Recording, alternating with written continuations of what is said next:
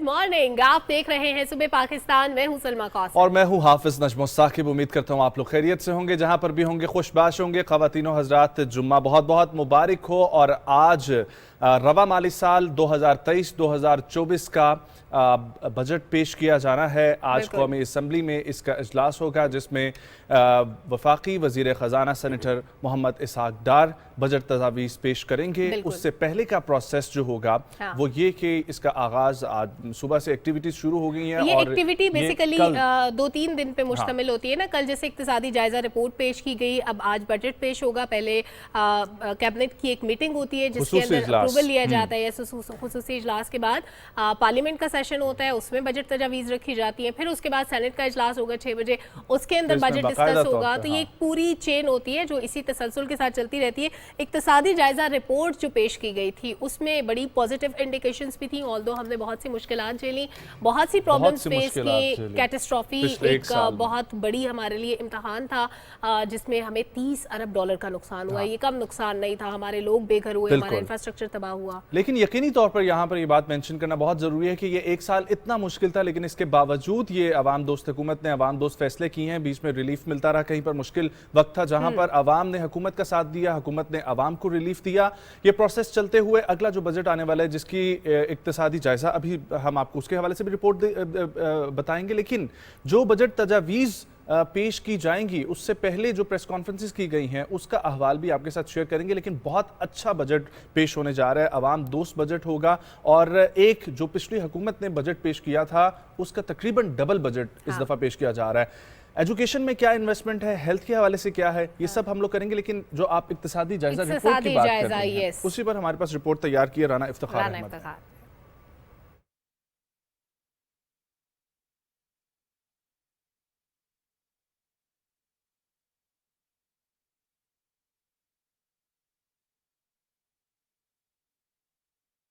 मुल्क में सियासी अदम इस्तेहकाम, सैलाब की तबाहकारियों, कसाद बाजारी, गुज़श्ता हुकूमत की जानिब से IMF के साथ तयशुदा शराइत पर अमल दरामद न करने से साख मुतासर हुई। मौजूदा इत्तेहादी हुकूमत ने विरसे में मिलने वाले मसाइल के हल के लिए इक़्तिसादी शोबे में सख्त फैसले किए। रवा माली साल ज़रई शोबे की शरह नमू 1.55% रही। गंदम की पैदावार 5.4% इजाफे से 2,76,30,000 मैट्रिक टन, मकई की पैदावार 6.9% इजाफे से 1,01,83,000 मैट्रिक टन और गन्ने की पैदावार 2.8% इजाफे से 9,11,00,000 मैट्रिक टन रिकॉर्ड हुई। कपास की पैदावार 49 लाख गांठें और चावल की पैदावार 73,22,000 मैट्रिक टन रही। लाइव स्टॉक में 3.78%, जंगलात के शोबे में 3.93% और माहीगीरी के शोबे में 1.44% इजाफा रिकॉर्ड हुआ। फर्नीचर की सनत की कारकर्दगी सबसे अच्छी रही, इसमें 48.26% इजाफा हुआ। मलबूसात में 31.68%, फुटबॉल में 34.82%, जबकि चमड़े की मसनूआत में 2.47% का इजाफा देखा गया।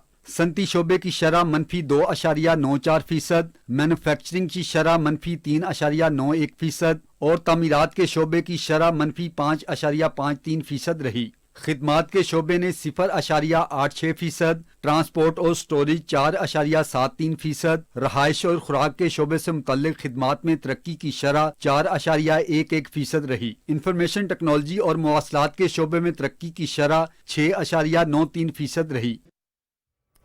आपने इक्तिसादी जायजा रिपोर्ट में जो भी फिगर्स दिए गए थे उनके बारे में रिपोर्ट देखी, बड़ी डिटेल्ड। दो बड़ी पॉजिटिव चीज़ें थी। एक तो ये कि हमारे टैक्स रिटर्न्स जो हैं वो 16% उनमें इजाफा हुआ है गुज़श्ता साल की निस्बत, और टारगेट भी यही रखा जाता है हमेशा कि ज़्यादा से ज़्यादा टैक्स रिटर्न्स हो, ताकि जाहिर है कि उसको फिर उसी हिसाब से स्पेंड किया जा सकता है। आपकी इकोनॉमी में एक बड़ा कॉन्ट्रीब्यूशन होता है टैक्सेस का। उसके अलावा जो एक पॉजिटिव साइन था, पॉजिटिव इंडिकेटर था, वो था मालियाती खसारा हमारा 76% उसमें कमी हुई है। ये भी एक पॉजिटिव साइन था। अभी जो बजट पेश होने जा रहा है साल की सिर्फ कारकर्दगी, यस, उसमें खवातीन के लिए भी बहुत सी चीज़ें हैं, नौजवानों के लिए बहुत कुछ है, एंटरप्रेन्योर्स के लिए बहुत सारी स्कीम्स रखी गई हैं। और वज़ीर आज़म मोहम्मद शहबाज शरीफ की गवर्नमेंट में अगर देखें, कोलिशन गवर्नमेंट का ये सेकंड बजट है, तो इस सेकंड बजट में क्या कुछ होने जा रहा है उसके बारे में भी आपको बताएंगे। लेकिन वज़ीर ख़जाना इसहाक डार ने कल जब इक्तिसादी जायजा रिपोर्ट पेश की तो उन्होंने एक बड़ी इंपॉर्टेंट बात की। उन्होंने कहा कि हम 24वें नंबर पे थे आलमी मईशतों में, 47वें नंबर पे आ गए। तो ये जो हमारा पीछे جانے کا سفر ہے اس کو اب دوبارہ ہم نے ریورس کرنا ہے اور اپنی وہ پوزیشن نہ صرف حاصل کرنی ہے بلکہ اس کو بھی بیٹ کرتے ہوئے ہمیں اور اوپر جانا ہے. اس کے لیے ظاہر ہے بہت سارے سٹیپس لینے کی ضرورت ہے, بہت ساری محنت کرنے کی ضرورت ہے, کیونکہ ناقص پالیسیاں ماضی میں بنائی گئی, ماضی کی حکومتوں نے اس طرف توجہ نہیں دی جس کی وجہ سے پریشانی کا سامنا کرنا پڑا, لیکن حالات بہت جلد سازگار ہو جائیں گے. ہمیں ترقی کا سفر طے کرتے پچھلے ایک سال کی کارکردگی اچھی رہی ہے تو یقینی طور پر اب آگے تو مزید بہتری ہی آتی جائے گی. ڈاکٹر محمد شاہد کی رپورٹ دیکھتے ہیں. رواں مالی سال کا اقتصادی جائزہ رپورٹ پیش کرتے ہوئے وزیر خزانہ نے کہا کہ موجودہ حکومت نے جب اقتدار سنبھالا تو ملک کی معیشت کو کئی مشکلات کا سامنا تھا. خراب مالیاتی پوزیشن, بڑھتا ہوا تجارتی خسارہ, بیرونی اور اندرونی ادائیگیوں کا دباؤ اور توانائی بحران جیسے مسائل ورثے میں ملے. گزشتہ حکومت کی معاشی مشکلات, عالمی سطح پر بڑھتی مہنگائی اور پاکستان میں بدترین سیلاب سے معیشت کو پہنچنے والے $30 ارب کے بھاری نقصان کے باعث رواں مالی سال شرح نمو 0.3% رہی. اس سال میں ظاہر ہے کہ بیرونی اور ملکی جو عوامل کے حوالے سے ایک بڑا مشکل ترین سال تھا, بڑا چیلنج سال تھا, اور حکومت نے مجموعی معاشی حالات کو بہتر بنانے کے لیے یا ہینڈل کرنے کے لیے کم از کم اپنا بھرپور کردار ادا کیا ہے. پاکستان کی معیشت جو دنیا کی 24ویں بڑی معیشت 2017 میں بن چکی تھی, وہ انفارچونیٹلی وہ 2022 میں 47ویں معیشت بنی ہے. ہمارا اس گورنمنٹ نے جو فسکل ڈیفیسٹ تھا وہ انفارچونیٹلی جو 5.8% تھا 2018 میں وہ 7.9% پہ جا چکا تھا. جو آپ کا ٹریڈ ڈیفیسٹ تھا وہ 39.1 بلین ڈالر جو ہے وہ وہاں پہنچ گیا 30.9 بلین ڈالر سے بٹوین 28 اینڈ 2022. آپ کا جو کرنٹ اکاؤنٹ ڈیفیسٹ تھا وہ 4.7% آف GDP پہ پہنچ گیا 17.5 بلین ڈالر. اس کے علاوہ جو فورن ڈائریکٹ انویسٹمنٹ تھی وہ شرنک ہو کے 2.8 بلین ڈالر سے 1.9 بلین ڈالر پہ پہنچ گئی, اور جو پبلک پالیسی ریٹ تھا وہ 6.5% 2018 میں جو تھا وہ 14.25% پہ 2022 میں نئی حکومت کو ہینڈ اوور ہوا.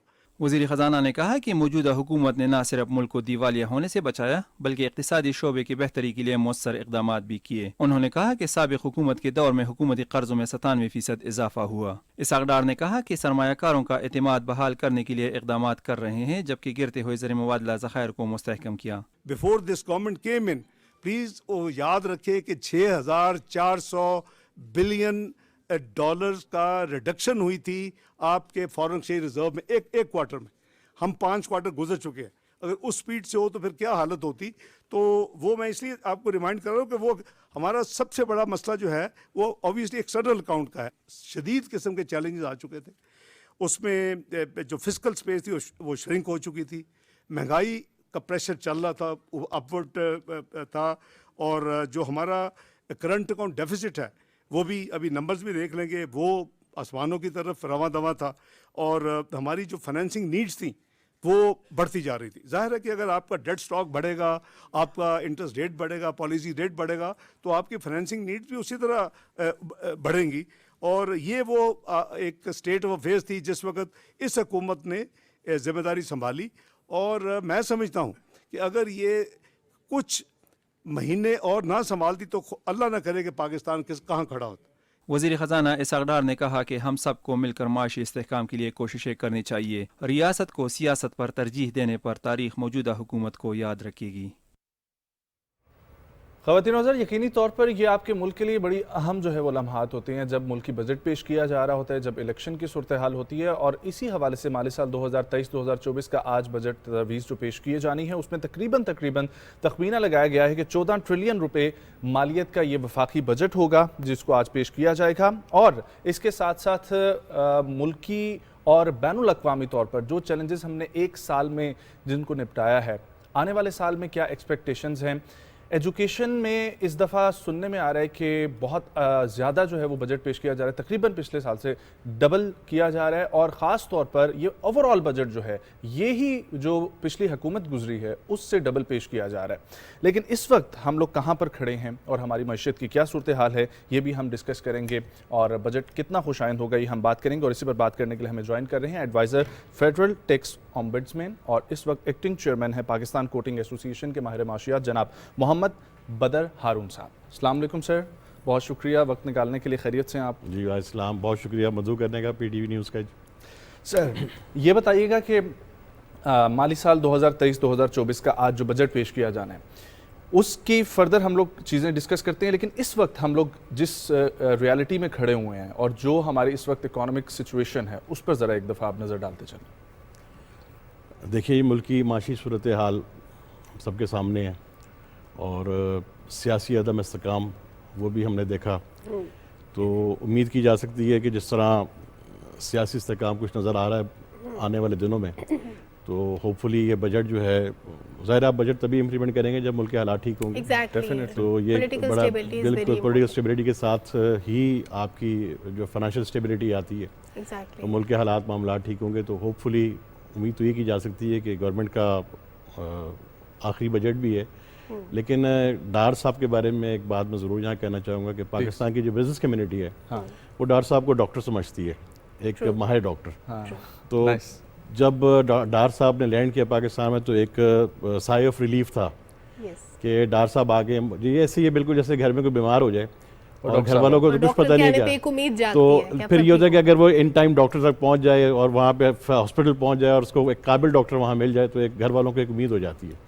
تو پاکستانی جو اس وقت بزنس کمیونٹی ہے وہ ڈار صاحب کو اس طرح ہی دیکھتی ہے، اور امید کی جا سکتی ہے کہ آج جو ڈار صاحب بجٹ پیش کر رہے ہیں ان حالات میں، جو ظاہر ہے کل اقتصادی جائزے کی رپورٹ ہے، اچھی رپورٹ ہے، لیکن اس رپورٹ میں ایک بڑی امپورٹنٹ چیز تھی کہ ہماری جو ان امپلائمنٹ کا ریشو تھا وہ بڑا کم ہوا ہے، مطلب چند لاکھ لوگ ایسے ہوں گے جو اس وقت روزگار کی تلاش میں ہے، میجورٹی ایسی ہے تقریباً 6 کروڑ سے زائد جو برسرے روزگار ہے۔ یہ کتنی پازیٹیو انڈیکیشن ہے؟ یہ بہت پازیٹیو بات ہے، اور اس کی وجہ یہی ہے کہ آپ کی، اس کا مطلب یہ ہے کہ آپ کے ملک میں جو ہے نا وہ ایکٹیویٹیز، بزنس ایکٹیویٹیز جو ہیں وہ چل رہی ہیں۔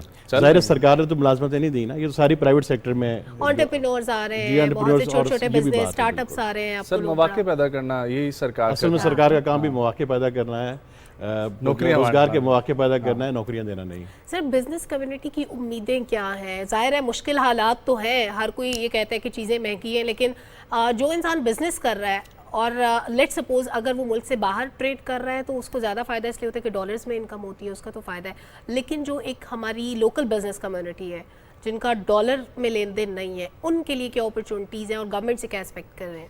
اصل میں پاکستان کو ہم نے چونکہ امپورٹ اورینٹڈ کنٹری بنا دی، ہمیں ہر چیز امپورٹ کرنی ہے، لیکن ابھی ہم نے امپورٹس ہم نے امپورٹس کو کم کیا، اس کی وجہ سے یہ ہوا، ہمیں ڈالرز کی ظاہر ہے بہت بڑی کمی تھی، ہمارا ملک شکار تھا اس کا، ڈالرز نہیں تھے، گورنمنٹ نے یعنی رائٹ اسٹیپس لیے، اور اگر ہم یہ نہ کرتے تو ہم شاید ڈیفالٹ کر جاتے، یعنی ہمارے پاس ڈالر ختم ہو جانے تھے، تو ہمیں اپنے ریزروز کو مینٹین رکھنے کے لیے ہم نے اس کو کرٹیل کیا امپورٹس کو، لیکن اس کا ایک نقصان یہ بھی ہوا کہ جو ہماری انڈسٹری ہے، لوکل انڈسٹری، وہ بھی را مٹیریلز جو ہے نا ہمارے امپورٹڈ ہوتے ہیں، اور جو ہماری ایکسپورٹس ہیں وہ بھی بیس کرتی ہیں امپورٹڈ را مٹیریل کے اوپر، تو یہ ایک سائیکل ہے ایکچولی، جہاں کہیں اس کو بریک لگتا ہے تو وہ پرابلم آتی ہے۔ سر بالکل آپ بہت اچھی بات کریں، لیکن یہاں پر ایک بات، as you mentioned business man کو بھی ریلیف ملا، اس کے علاوہ آپ کا کنسٹرکشن کی انڈسٹری سے بھی تعلق ہے اور پھر حکومتی اداروں کے ساتھ بھی آپ بیٹھے ہوئے ہیں، تو میں یہ پوچھنا چاہ رہا ہوں کہ یہ جو ایک پچھلی حکومت کی طرف سے یہ اوور آل ایک جو بات اڑائی جاتی تھی کہ ملک ڈیفالٹ کرنے والا ہے، ملک ڈیفالٹ کرنے والا ہے،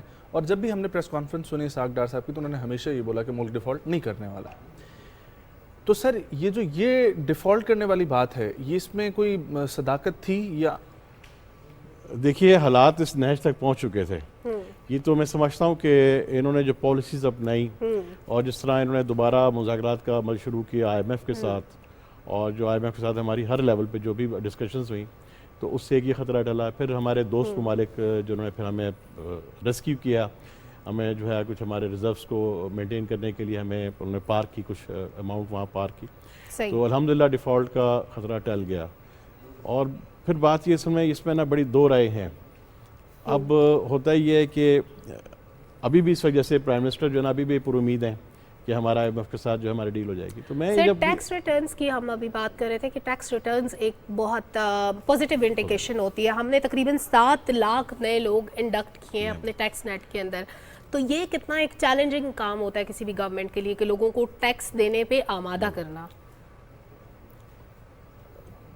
اگر ٹیکس پیئر کو یہ امید ہو جائے، اس کو یقین ہو جائے کہ میرے ٹیکس کا پیسہ جو ہے ضائع نہیں ہوگا، تو میرا نہیں خیال کہ پاکستان میں کوئی بھی شخص وہ ٹیکس دینے پہ آمادہ نہ ہو۔ بالکل. تو یہی وہ بات پھر گورنمنٹ کو یہ بتانا پڑتا ہے کہ بھئی آپ کا جو پیسہ ہے وہ آپ کے لیے استعمال ہو رہا ہے اور اس کو ہم کسی ایسی جگہ خرچ نہیں کریں جس کا آپ کو فائدہ نہ ہو.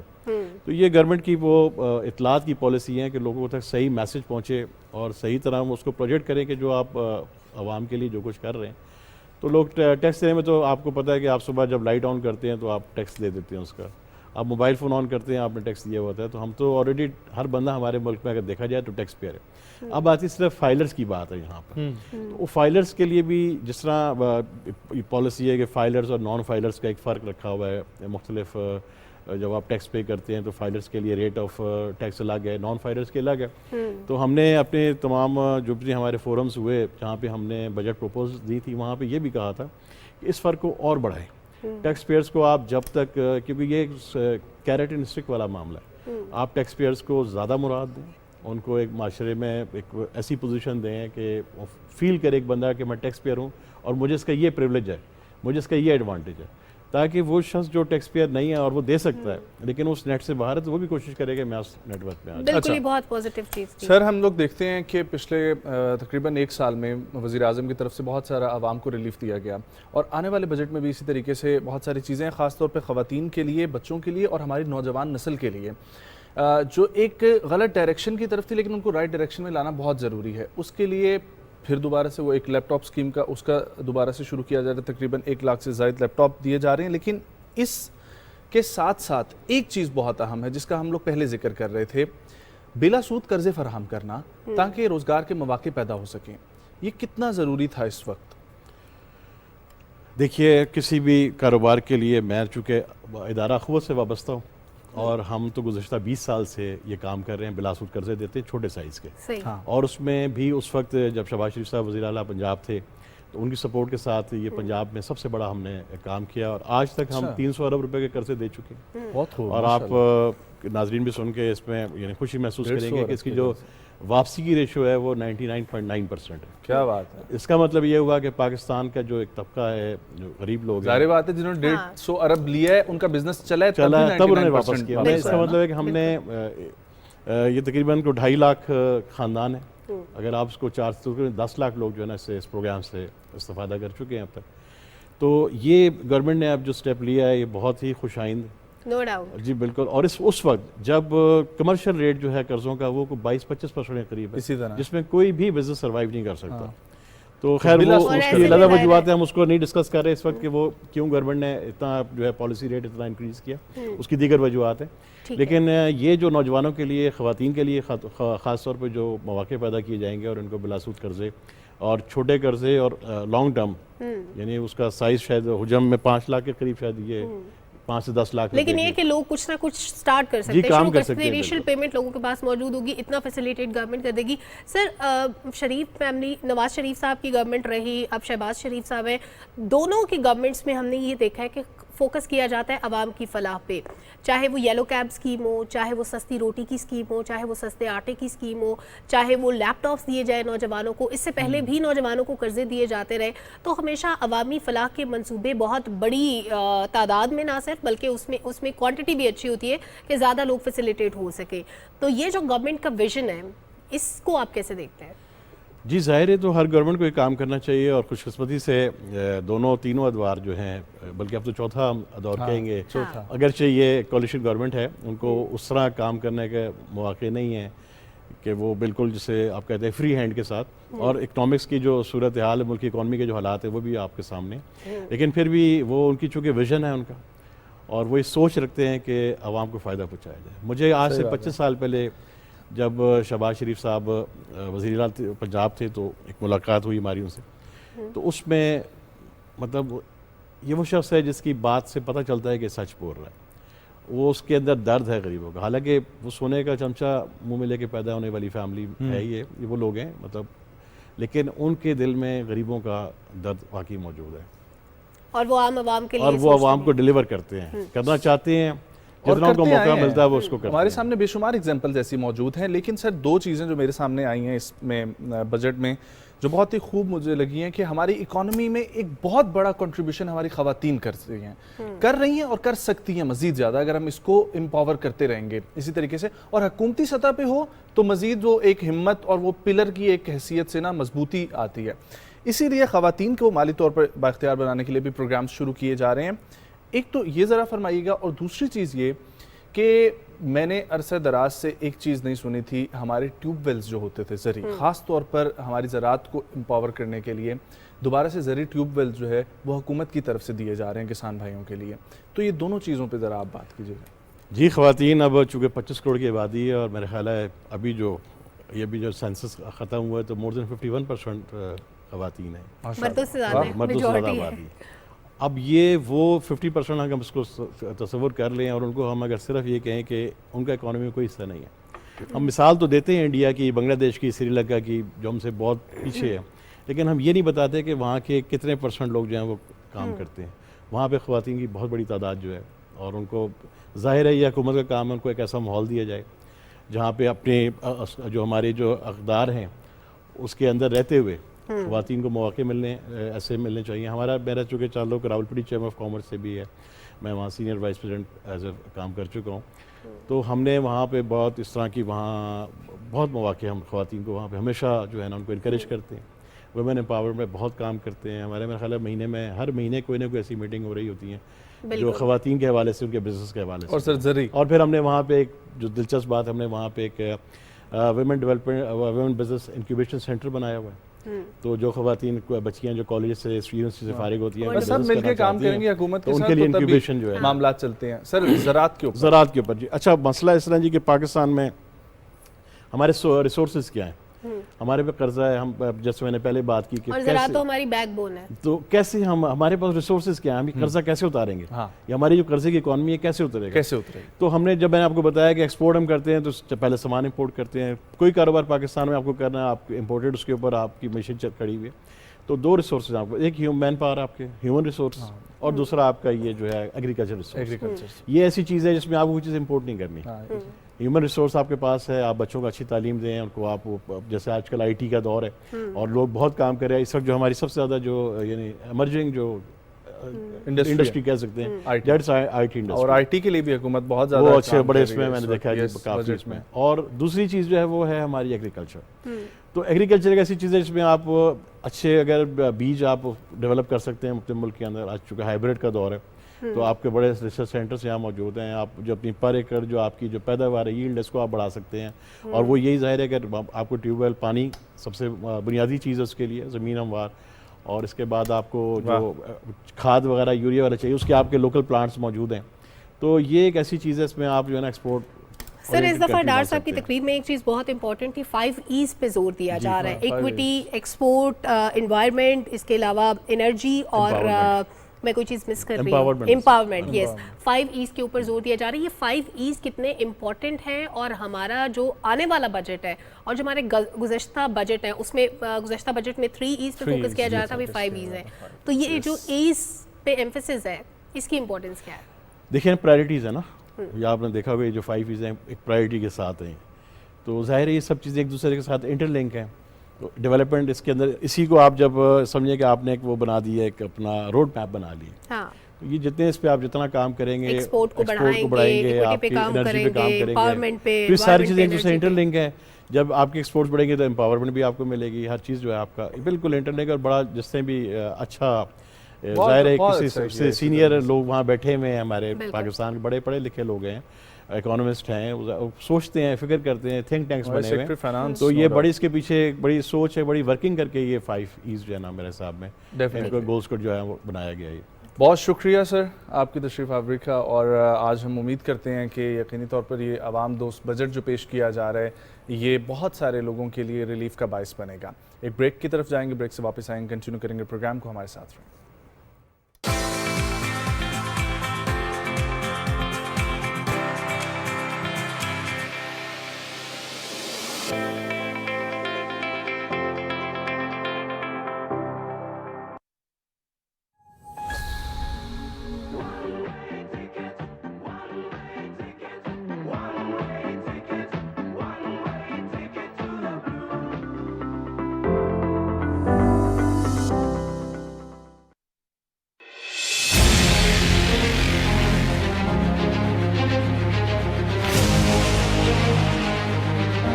किस्से जो कभी बयां ना हुए,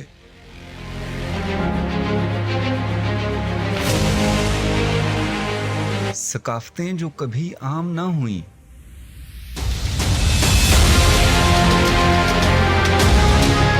कोहदश्त में छुपी दिलचस्प दास्तानें की है जिनकी परवरिश राज़दां फिजाओं ने।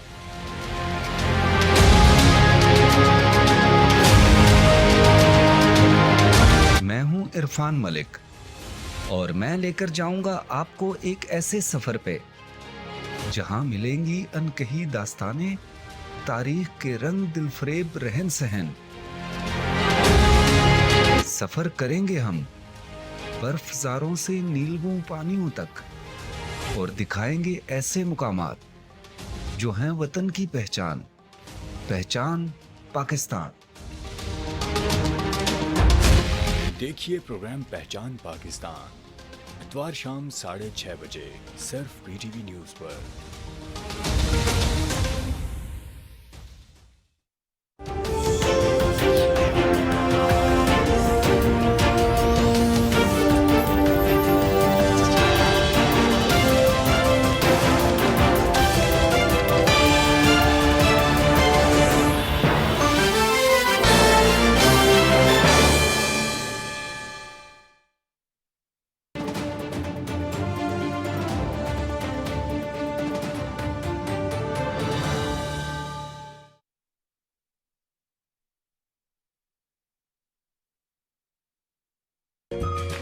मुझे तरह तरह की जगहों के खाने बनाने का शौक है। बहुत मज़े की खुशबू आ रही है। हांडी के साथ आप तिल वाले कुलचे वगैरह यूज़ करें तो वो ज़्यादा अच्छे लगते हैं। Very nice. PTV अपनी रिवायात को बरकरार रखते हुए आपके लिए एक बार फिर से लेकर आ रहा है आप ही का पसंदीदा शो। बना रहे हैं लाहौरी तवा चिकन। हम सब कुछ अच्छा अच्छा आपको बनाना सिखाते हैं ताकि आपका दिन बहुत अच्छा गुजरे। तो इसको 15 मिनट्स लगेंगे तैयार होने में। फर्स्ट बॉयल आ जाएगा तो हम इसको स्लो फ्लेम पे लिड लगाकर रख देंगे। रिवायतों की लज्जत सीजन 2 सिर्फ और सिर्फ PTV होम पर।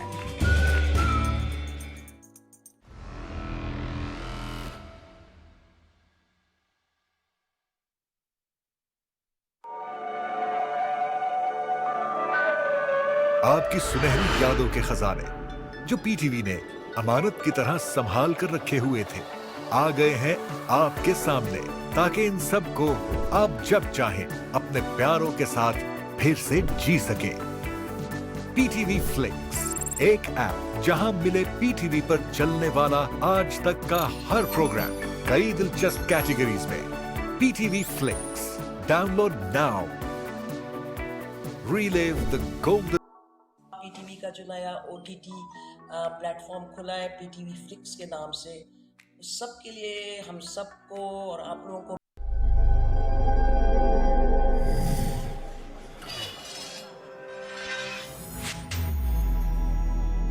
हम सब जानते हैं कि इस वक्त मुल्क में तवानाई का बहरान है। सो ये हमारा फ़र्ज़ है कि हम इसमें अपना हक़ अदा करें। और वो किस तरह कर सकते हैं? आप बचत अपनाएं, आप कफ़ायत शायरी को अपनाएं और तवानाई जो है, चाहे वो पेट्रोल हो, चाहे बिजली हो, पानी हो, इसका कम से कम ज़िया करें और कम से कम इस्तेमाल करें।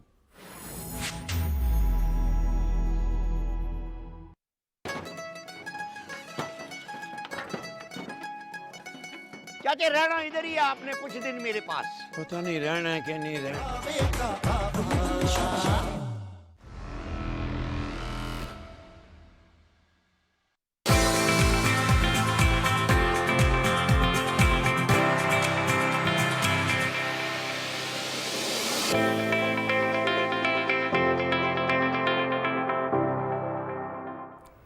वेलकम बैक नाजरीन। आज बजट का दिन तो है, लेकिन इसके साथ साथ जुड़े हुए ऐसे कई फैक्टर्स हैं जिन पे बात करना ज़रूरी है, उनको माइनस नहीं किया जा सकता। और उससे जुड़ी हुई एक चीज़ होती है अमन। पुरअमन माशरा बड़ा ज़रूरी होता है। जब आप स्टेबल इकोनॉमी की बात करते हैं तो पुरअमन माशरे के लिए बहुत ज़रूरी है कि शिद्दत पसंदी का उनसर माइनस कर दिया जाए। अब ये शिद्दत पसंदी किसी माशरे में आती क्यों है? नौजवानों को अगर कोई ग्रोह टारगेट करना शुरू करता है तो आखिर क्यों करता है? और हमारे तालीमी इदारों के ज़रिए हम कैसे इस शिद्दत पसंदी के एलिमेंट अनएम्प्लॉयमेंट पे काबू पा सकते हैं, ये आज जानने की कोशिश करते हैं। बिल्कुल, और इसी पर बात करने के लिए हमें ज्वाइन कर रहे हैं HOD media and communication studies नमल इस्लामाबाद जनाब डॉक्टर मुदस्सिर मुख्तार साहब। अस्सलाम वालेकुम सर। वालेकुम अस्सलाम। Good morning, thank you for coming. खैरियत से हैं सर आप?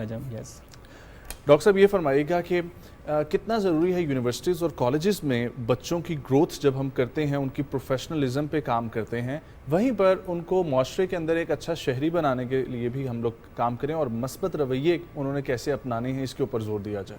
यस, लेकिन नजम हमें सबसे पहले ये इम्पॉर्टेंट चीज़ समझनी चाहिए थी कि एक्सट्रीमिज़म के रीज़न्स क्या हैं। फॉर एग्जांपल, जैसे हमारे मुल्क में हम व्हेन वी टॉक अबाउट ये पॉलिटिकल क्योस या पॉलिटिकल इंस्टेबिलिटी की बात करते हैं, हम ये बात करते हैं कि इकोनॉमिक डिप्रेशन है, और ऑब्वियसली तीसरी बड़ी इंपॉर्टेंट चीज़ जो इंफॉर्मेशन टेक्नोलॉजीज़ का बहुत ज़्यादा एक्सेस है टूवर्ड्स यूथ। तो हमारी यूथ इन ख़ास तौर पे ये 3 वेरिएबल से बहुत ज़्यादा इफेक्ट हो रही है, और इन इफेक्ट्स में एक बहुत इंपॉर्टेंट इफेक्ट यही एक्सट्रीमिज़म है कि यूथ एक्सट्रीमिज़म की तरफ जा रही है।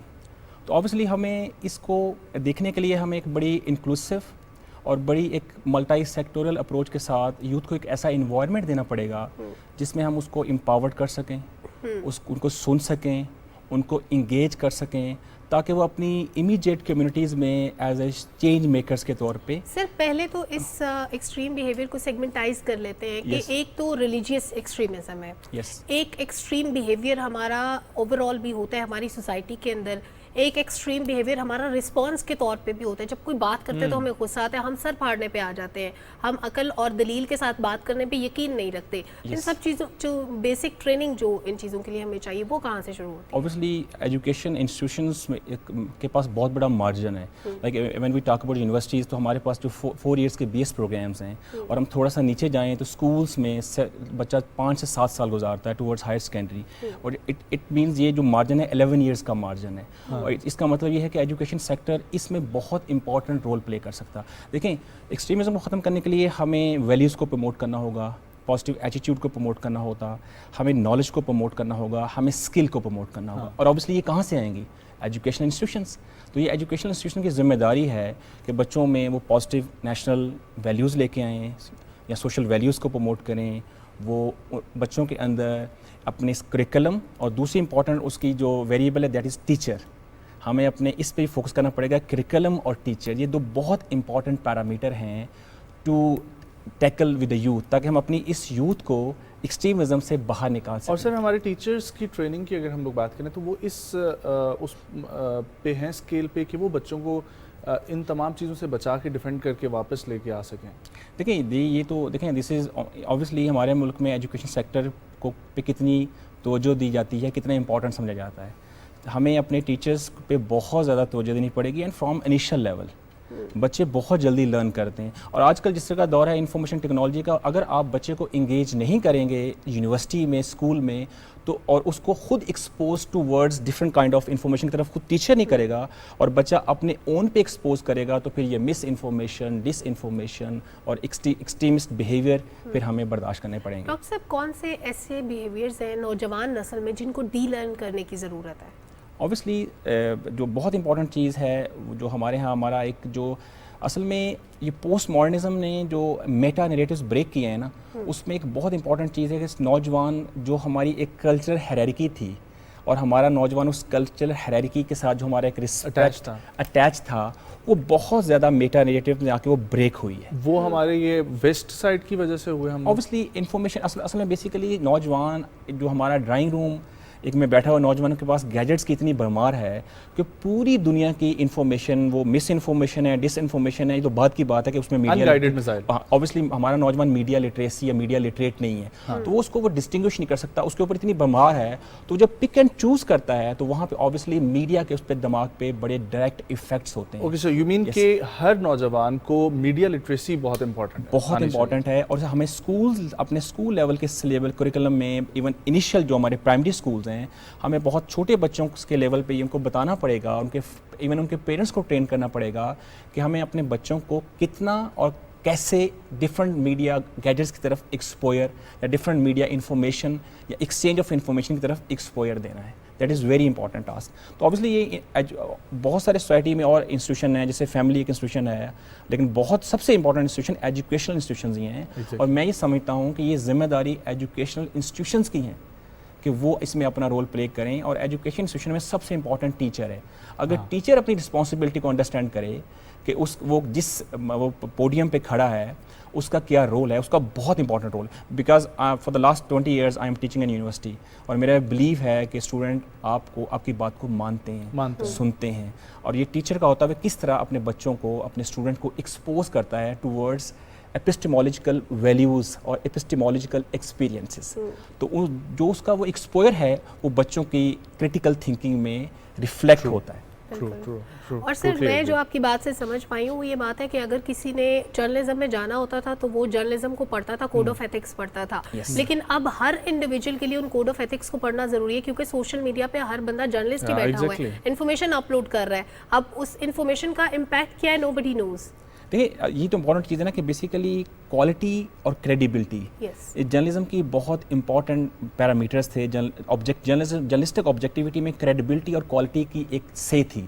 لیکن اوبیسلی جب انپروفیشنل انٹرینڈ لوگوں کے اتنا زیادہ ایکسپوئر مل گیا ہے, obviously due to this unbalanced of information power کی وجہ سے, کہ وہ اپنا کوئی کسی بھی طرح کا کانٹینٹ اوپینین کھلے عام دے سکتے ہیں. اس کا اوبیسلی اس کا فائدہ بھی ہے, لیکن اگر ہم اس کو ایلیٹسٹ اسکول کے پرزم میں دیکھیں تو ایلیٹسٹ اسکول کے پرزم میں اوبیسلی اس کے بہت زیادہ نقصانات بھی ہیں.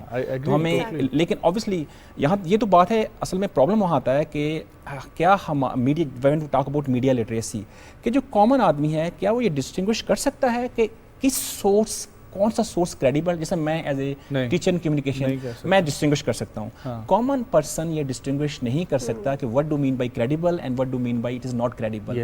تو وہاں پہ پھر یہ پرابلمس کریٹ ہوتے ہیں. تو اوبیسلی پھر یہاں پر جو میں بڑی تھوڑی سی سخت بات کرنے جا رہا ہوں, میں بھی لوگ اس کو لائک نہ کریں, یہاں پہ اسٹیٹ کی ذمہ داری ہے کہ اسٹیٹ ان چیزوں کو اتنے اچھے طریقے سے ریگولیٹ کرے کہ کسی سیکٹر کو اعتراض بھی نہ ہو. لیکن اسٹیٹ کا ہم جیسے ہماری اسٹیٹ تو, لیکن اسٹیٹ کا سب سے امپورٹنٹ جو پاور ہوتی ہے وہ یوتھ ہوتی ہے. جو اسٹیٹ کا سب سے امپورٹنٹ پاور کلب ہے وہ بھی افیکٹ نہ ہو. لیکن تو اسٹیٹ کی ریگولیشن بڑی امپورٹنٹ چیز ہے اس کانٹیکسٹ میں. سر ویسٹرن سوسائٹیز میں بھی اسٹیٹس ریگولرائز نہیں کر پائیں سوشل میڈیا کو, اس کے اوپر لاز کو امپلیمنٹ کرنا is far more difficult. دیکھیں ہم جب بھی ایگزامپل دیتے ہیں we talk about western societies. میں بھی یو ایس سے پڑھا ہوں, یو ایس میں رہا ہوں.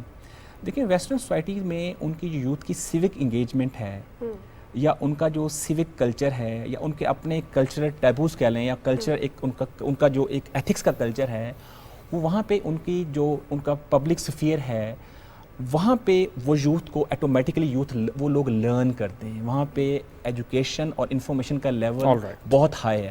ہماری سوسائٹی کا پرابلم ہی یہ ہے کہ ہم اس طرح سے ویلیوز کو انکلکیٹ نہیں کر پاتے ہمارے ڈفرینٹ انسٹیٹیوشنز اپنے نوجوانوں کے اندر. آپ یہ سمجھتے ہیں کہ ہمارے جو ایکچوئل مسائل ہیں وہ یہ ہیں کہ اپنے کلچر سے دوری ہماری آ گئی. اوبویسلی یس. نیوز بریک ہم لوگ شامل کرتے ہیں, واپس آئیں کنٹینیو کریں گے. ہمارے ساتھ رہیں, ایک نیوز بریک.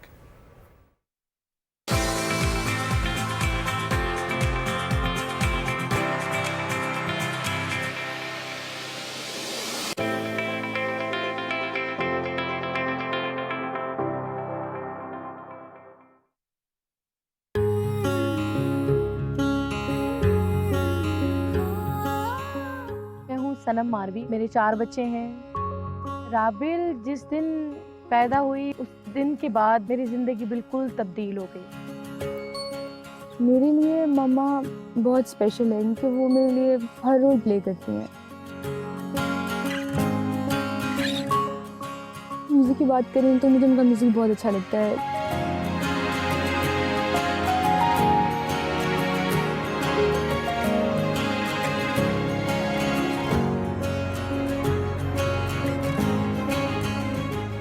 ماما نے جب مجھے کہا کہ ہم لوگ چلتے ہیں چھانگا مانگا, میں سرپرائز ہو گئی ایک دم سے.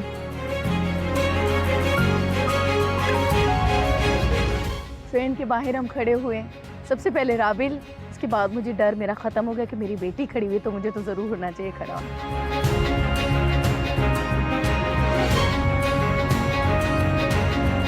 میری بیسٹ فرینڈ میری بیٹی ہے. Happiness to me is being with my mother. I love you, Mama.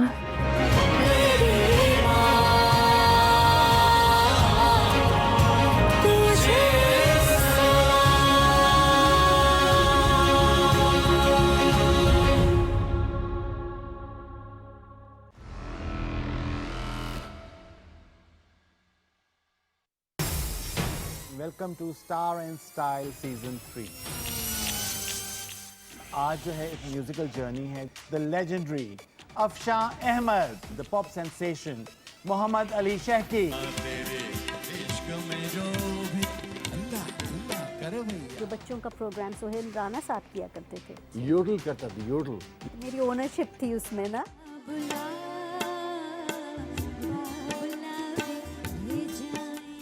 کام بہت محنت سے کیا ہے, تو وہ پوری کہانی چلتی تھی. Maybe it's become relatively easier. بہت زبردست صاحب ویڈیو بنا لیں گے.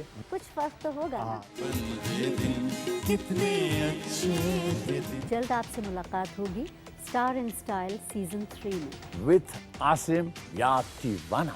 Only on PTV Home. ستاروں کا جہاں.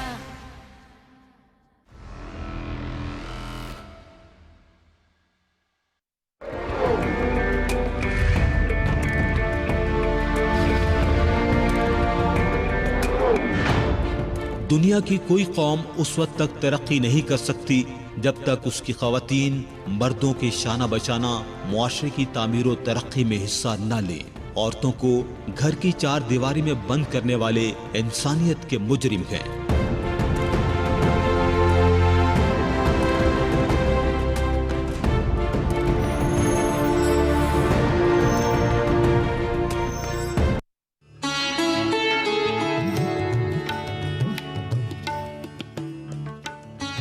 تیری خودی میں اگر انقلاب ہو پیدا, عجب نہیں ہے کہ یہ چار سو بدل جائے.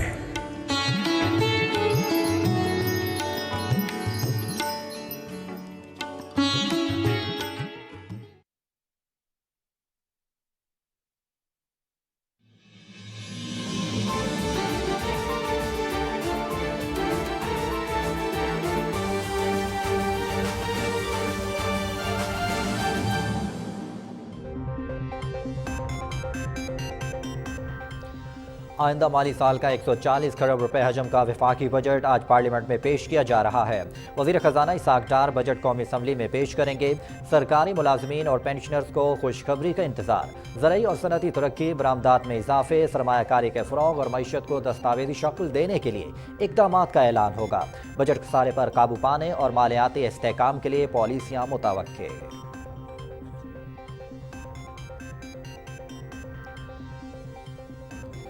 رواں مالی سال میں کرنٹ اکاؤنٹ خسارے میں 76% کمی, 11 ماہ میں ٹیکس محصولات میں 16% اضافہ.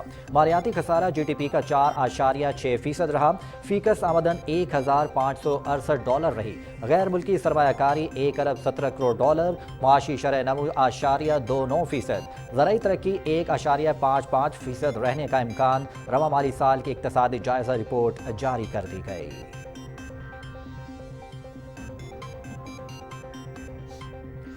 جہانگیر ترین نے نئی سیاسی جماعت استحکام پاکستان پارٹی کا اعلان کر دیا. سیاست میں آنے کا ایک ہی مقصد رہا کہ ملک کی ترقی میں اپنا حصہ ڈالیں. تحریک انصاف کو سیاسی قوت بنانے میں دن رات محنت کی. ہمیں خوشحال پاکستان کا خواب دکھایا گیا تھا. 9 مئی کے واقعات نے صورتحال کو تبدیل کر دیا. منصوبہ سازوں کو انجام تک نہ پہنچایا تو سیاسی مخالفین کے گھروں پر حملے بھی جائز سمجھے جائیں گے. جہانگیر ترین اور عبدالعلیم خان کی نیوز کانفرنس. اس گھر کو آگ لگ گئی, گھر کے چراغ سے پی ٹی آئی سے روح نکل گئی. اکڑ, تکبر, ضد اور مفادات کا بت پاش پاش. مغرور اور متکبر شخص کہتا تھا کہ کسی کے آنے جانے سے فرق نہیں پڑتا, وہ آج عبرت کا نشان بن چکا ہے. وزیر اطلاعات مریم اورنگزیب.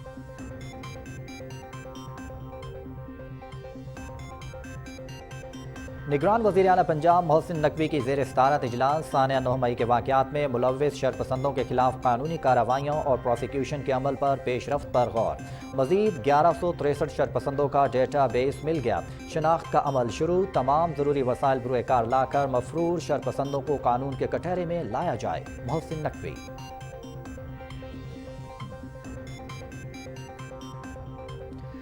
جناح ہاؤس کے پرتشدد واقعات میں ملوث ایک اور شرپسند کی شناخت. شرمناک اعترافات بھی منظر عام پر. شرپسند ارزم جنید لاہور کا رہائشی اور پی ٹی آئی کا متحرک کارکن ہے. ارزم جنید نے ثانیہ 9 مئی کے حملوں میں اعلیٰ عسکری قیادت کے افسران کا نام لے کر ہرزہ سرائی کی.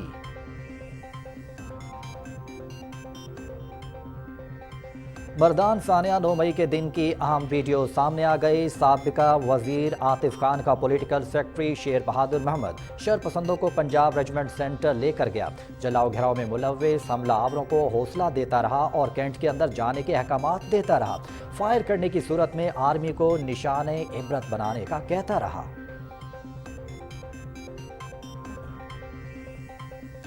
यूनिवर्सिटी ऑफ साउथ एशिया के वाइस चांसलर की सरबराही में तलबा व तालिबात और असातिज़ा के वफ्द का जिन्ना हाउस का दौरा। तलबा व तालिबात की जानिब से 9 मई के अफसोसनाक वाक़े की शदीद अल्फाज में मज़म्मत।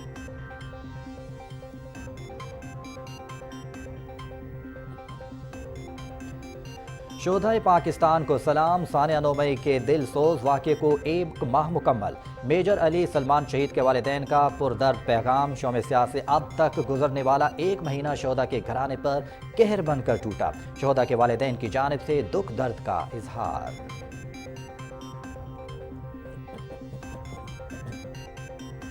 सानिया 9 मई को 1 माह मुकम्मल। सिविल सोसाइटी का रेडियो पाकिस्तान पेशावर का दौरा।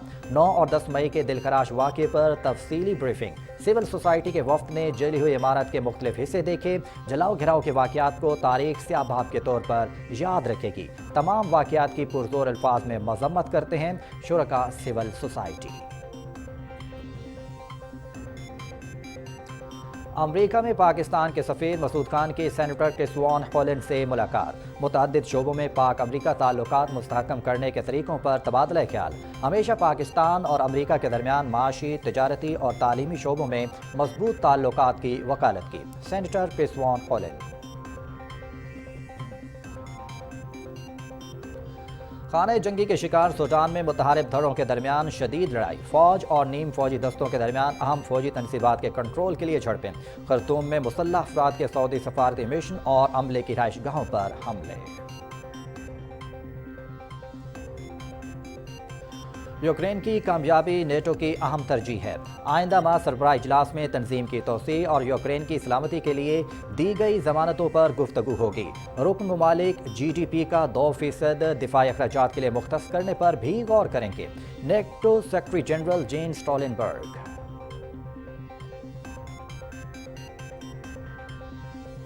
ओवल में वर्ल्ड टेस्ट चैंपियनशिप फाइनल। खेल के तीसरे रोज भारत अपनी पहली इनिंग्स 151 रन 5 खिलाड़ी आउट से दोबारा शुरू करेगा।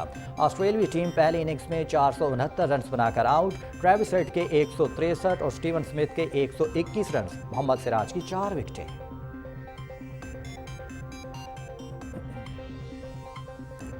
Tennis grand slam, French open, खवातीन सिंगल्स। दिफाई चैंपियन पोलैंड की एगा स्विएटेक और जमहूरिया चेक की कैरोलिना ने फाइनल के लिए क्वालिफाई कर लिया।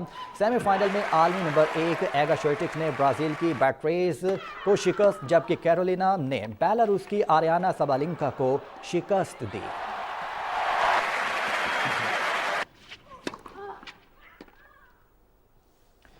फ्रांस में 8 मराहिल पर मुश्तमिल साइकिलिंग टूर क्वारेटियम डू डफीने 5वां मरहला डेनमार्क के साइकिल स्वार जॉनिस वेगिगार्ड ने अपने नाम कर लिया। वेनगिगार्ड ने 191.1 किलोमीटर का फासला 4 घंटे 3 मिनट और 42 सेकंड में तय करके मजमूई बर्तरी भी हासिल कर ली।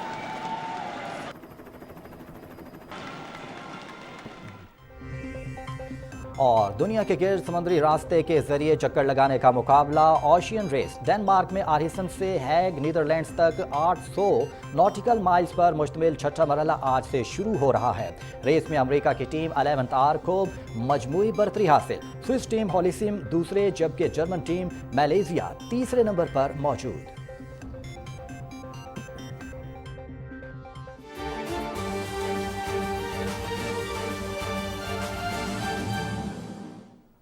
अस्सलाम वालेकुम। पाकिस्तान टेलीविजन न्यूज़ के साथ मैं हूं ज़िया आफ्ताब। हेडलाइंस आपने जानी। मजीद खबरों और अपडेट्स के लिए देखते रहिए पाकिस्तान टेलीविजन न्यूज़।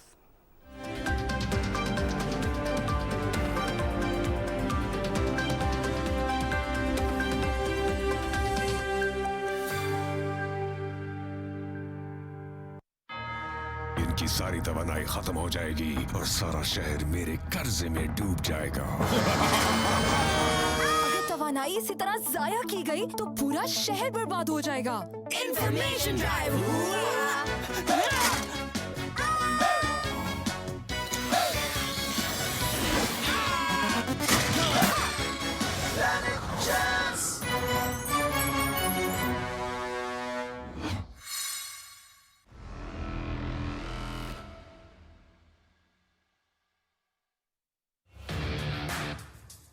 ख्वाजा नजमुल हसन साहब पाकिस्तान टेलीविजन से एक नया शो शुरू कर रहे हैं जिसका नाम है द मूवी शो। स्टार्ट आगे बढ़े एहसान है तुम्हारा तुम मिले। तेरे तो इतना दूर हो जाऊंगा जिन्हें तेरे तो तारे दूर ने।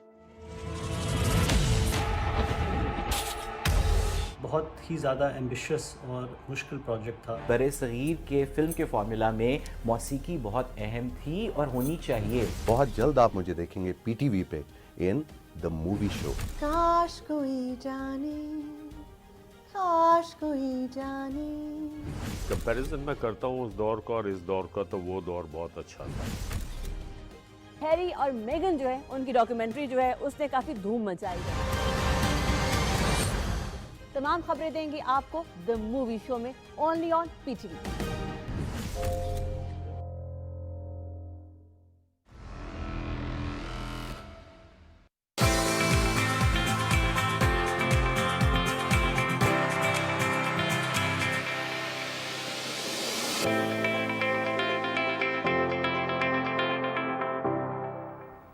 वेलकम बैक नाज़रीन। ब्रेक से पहले बात हो रही थी शिद्दत पसंदी, इंतहा पसंदी को ख़त्म करने के लिए क्या क्या चीज़ें करनी चाहिए। हमारे साथ हमारे मेहमान मौजूद हैं डॉक्टर मुदस्सिर मुख्तार साहब। डॉक्टर साहब, वैल्यू एडेड एजुकेशन की बात हो रही थी ब्रेक में, ज़रा हमारे देखने वालों को समझाएं कि ये वैल्यू एडेड एजुकेशन क्या होती है। ओके, देखिए दुनिया भर में जो एजुकेशन का कॉन्सेप्ट है वो ये है कि नॉलेज विद वैल्यूज़।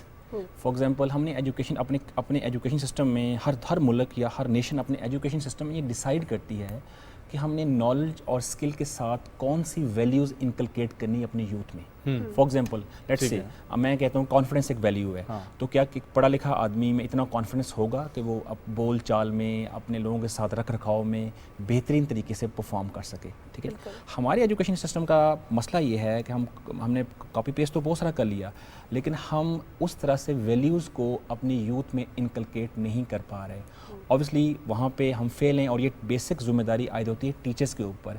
लेकिन जब इसको ब्रॉडर कंसेप्ट में देखें तो टीचर्स को सोसाइटी किस तरह से देखती है, उसकी सिलेक्शन किस तरह से होती है और टीचर्स की क्या प्रेस्टीज है। अगर आप उसकी प्रेस्टीज बहुत हाई करेंगे, उसका सिलेक्शन का प्रोसीजर बहुत अच्छा करेंगे, सोसाइटी उसको इंपॉर्टेंस देगी, तो ऑब्वियसली टीचर्स काबिल होंगे, अच्छे टीचर्स के वो उन वैल्यूज़ को इनकलकेट कर सकें यूथ में। तो हमारा ये बहुत बड़ा प्रॉब्लम है। इवन यूनिवर्सिटी की सतह पे एक BS का बच्चा हमारे पास 4 साल के लिए आता है, sir 4 years. Ji please sir, हमारे बच्चे के अंदर ये भी इंटरेस्ट नहीं है कि उसका फोकस हो एकेडमिया की तरफ। हमारे स्टूडेंट का ये फोकस लीस्ट इंटरेस्ट पे रह जाता है कि हाँ कुछ ना मिला तो यूनिवर्सिटी की लेक्चरशिप की तरफ चले जाए। यही बात है ना कि बेसिकली देखें, इल्म नॉलेज एक वैल्यू है दुनिया में, एक बहुत बड़ी वैल्यू है। हमारे यहाँ इल्म और नॉलेज को वैल्यू नहीं समझा जाता। हमारे यहाँ समझा जाता है कि जिसके पास ज़्यादा पैसा होगा, जिसके पास बड़ी गाड़ी होगी, जिसके पास बड़ा घर होगा, वो बड़ा आदमी है। हालांकि बड़ा आदमी वो होता है जिसका इंटेलेक्ट बड़ा है, जिसका एक्सपोजर ज़्यादा है। तो यही वो बात है कि हम वो वैल्यूज़ इनकलकेट नहीं कर पा रहे यूथ में। हमारा इन्वायरमेंट देखें ना, हम बेसिकली यूथ को वो इन्वायरमेंट ना एजुकेशन सिस्टम के अंदर दे पा रहे हैं, इवन जनरली अपने पब्लिक स्फीयर में, अपने होम इंस्टीट्यूशंस में, अपने घरों के अंदर भी ये वालिदैन की जिम्मेदारी है कि हम मिलकर डिसाइड करें। अब सोल्यूशन क्या है सर? इसका सोल्यूशन ऑब्वियसली इंक्लूसिवली हमारे जितने इंस्टीट्यूशंस हैं, लाइक हमारा फैमिली है, हमारे पॉलिटिकल इंस्टीट्यूशंस हैं, हमारे एजुकेशन इंस्टीट्यूशन हैं, हमें इन कोलैबोरेशन ये डिसाइड करना होगा कि अगर हमने दुनिया में कौमों के साथ बराबर खड़े होना है एक प्रेस्टीज और एहतराम के साथ, तो हमें अपने यूथ पे इन्वेस्ट करना पड़ेगा, हमें अपनी यूथ पे फोकस करना पड़ेगा, क्योंकि यूथ ही ब्लड है हमारा। हमें ये बात अंडरस्टैंड करनी पड़ेगी। शॉर्ट टर्म प्लान के हम शॉर्ट टर्म प्लान या मेजर्स लेते हुए लोगों को ये अवेयरनेस दे सकें कि हमने यूथ के लिए ये काम करना है। ऑब्वियसली उसके लिए यही इंपॉर्टेंट है कि हम नंबर 1, मैं उसको 1 बाई 1 कहता हूँ, हम नंबर 1 ये करें कि हम अपनी यूथ में, ये मैं वहीं से बात स्टार्ट करता हूँ, हम अपनी यूथ के अंदर वैल्यूज़ को, नॉलेज को, पॉजिटिव एटीट्यूड को प्रमोट करें, हम उनमें पीस बिल्डिंग को प्रमोट करें, हम उनकी इंटर कल्चरल और इंटर रिलीजियस अंडरस्टैंडिंग को प्रमोट करें, उनमें सिविक सेंस को इनकर्ज करें, बिल्कुल इनकर्ज करें। हम अपने यूथ में जो कम्युनिकेशन एक्सचेंज है उसको beyond cultural, beyond linguistic level, boundaries के लेवल जहाँ पे हम बियॉन्ड के हम उनको इनकलकेट करें, ताकि हमारा यूथ है जब वो एक यूनिवर्सिटी सिस्टम से, एजुकेशन सिस्टम से, हमारी एक स्टूडेंट जो है जब फारुग तहसील होकर सिस्टम के अंदर आए, तो वो एक अगर परफेक्ट नहीं तो कम से कम एक बेहतरीन पॉजिटिव शहरी हो। सर दो जुमलों में अगर ये भी फरमा दें, वक्त मुख्तसर है, कि जो फारिग तहसील हो चुके हैं उनको कैसे कारआमद रुकन बनाए माशरे का? ऑब्वियसली उनके लिए सबसे बेहतरीन चीज़ होती है कि उनका connection with their institution, with their alma mater. तो अल्मा मैटर की ज़िम्मेदारी सिर्फ ये नहीं है कि वो अपने जो उनके रनिंग स्टूडेंट्स हैं उनको देखें। अल्मा मैटर अपने अलुमनाई के लिए ऐसे वर्कशॉप्स, ऐसे कोर्सेज, ऐसी सिविक इंगेजमेंट्स कर सकते हैं ताकि वो उनके साथ एक टच रहे। तो एजुकेशन इंस्टीट्यूशंस का इंस्टीट्यूशन जो रोल है वो ज़िंदगी भर है। आप बूढ़े हैं तब भी आप किसी एजुकेशन इंस्टीट्यूशन के अलुमनाई हैं, सही बात। आप स्टूडेंट हैं तब भी आप किसी एजुकेशन इंस्टीट्यूशन के अलुमनाई हैं। और सॉरी मैं तो सिर्फ इसलिए एजुकेशन इंस्टीट्यूशन पे फोकस कर रहा हूँ कि मैं खुद एजुकेशन से हूँ और मैं समझता हूँ कि ये हमारी ही रिस्पॉन्सिबिलिटी और हमारी ही जिम्मेदारी है। मैं किसी और इंस्टीट्यूशन को ये जिम्मेदारी नहीं देना चाह रहा। ठीक है, बहुत शुक्रिया डॉक्टर साहब फॉर कमिंग, बहुत अच्छा लगा आपसे गुफ्तगू करके। Thank you so much sir. Thank you so much. एक ब्रेक शामिल करेंगे, ब्रेक से वापस आएंगे, कंटिन्यू करेंगे प्रोग्राम को, हमारे साथ रहें।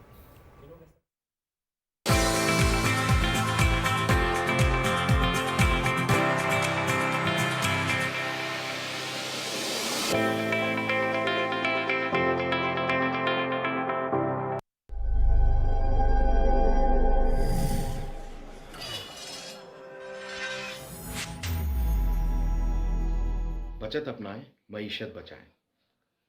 तवानाई की बचत का अहद करें, मुल्क की तरक्की में हाथ बटाएं।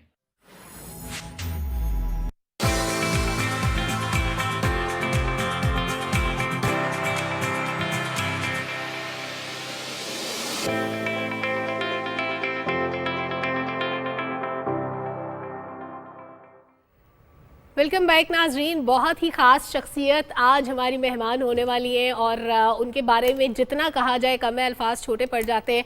एक शेर उनका बहुत ही मेरा पसंदीदा जो मैं ज़रूर सुनाना चाहती हूँ, बहुत से लोग रिलेट कर सकेंगे। हामी भी ना थे, मुनकरे गालिब भी नहीं थे, हम अहले तजब्जुब किसी जानिब भी नहीं थे। और एक शेर इस गज़ल का जो कि हर जगह पे कोट किया जाता है, मिट्टी की मोहब्बत में हम आशुफ्ता सरों ने वो कर्ज उतारे हैं कि वाजिब भी नहीं थे। इफ्तिखार आरिफ साहब, उनके नाम से कौन वाकिफ़ नहीं है। बेशुमार अवार्ड्स उनको मिल चुके हैं और बेशुमार किताबें उनकी इल्म अदब के लिए उनकी कंट्रीब्यूशंस किसी तारुफ की मोहताज नहीं है। और जब हम उर्दू का जिक्र करते हैं ना, जहाँ भी लखनऊ का जिक्र होता है कि लखनऊ के उन यूनिवर्सिटीज़ से पढ़ने वाले लोग या उस खित्ते में रहने वाले लोग, उनकी उर्दू क्या खूबसूरत हुआ करती थी। तो इफ्तिखार आरिफ साहब जिन्होंने खुद लखनऊ से पढ़ा, मेरा ख्याल है मैं सब बता दूंगी तो सस्पेंस नहीं रहेगा, एक रिपोर्ट देख लेते हैं। बिल्कुल, रिपोर्ट देखते हैं। डीएचए इस्लामाबाद के एक आम से घर में दाखिल होते ही किताबों की खुशबू, दीवारों पर सजी तारीखी पेंटिंग्स और उनके दरमियान सफेद बालों, रोशन पेशानी और चमकदार आंखों वाले उर्दू के अहद साज शायर इफ्तिखार आरिफ से मिलकर रूह तक मुअत्तर हो जाती है। आसमानों पर नजर कर, अंजुमो महताब देख, सुबह की बुनियाद रखनी है तो पहले ख्वाब देख।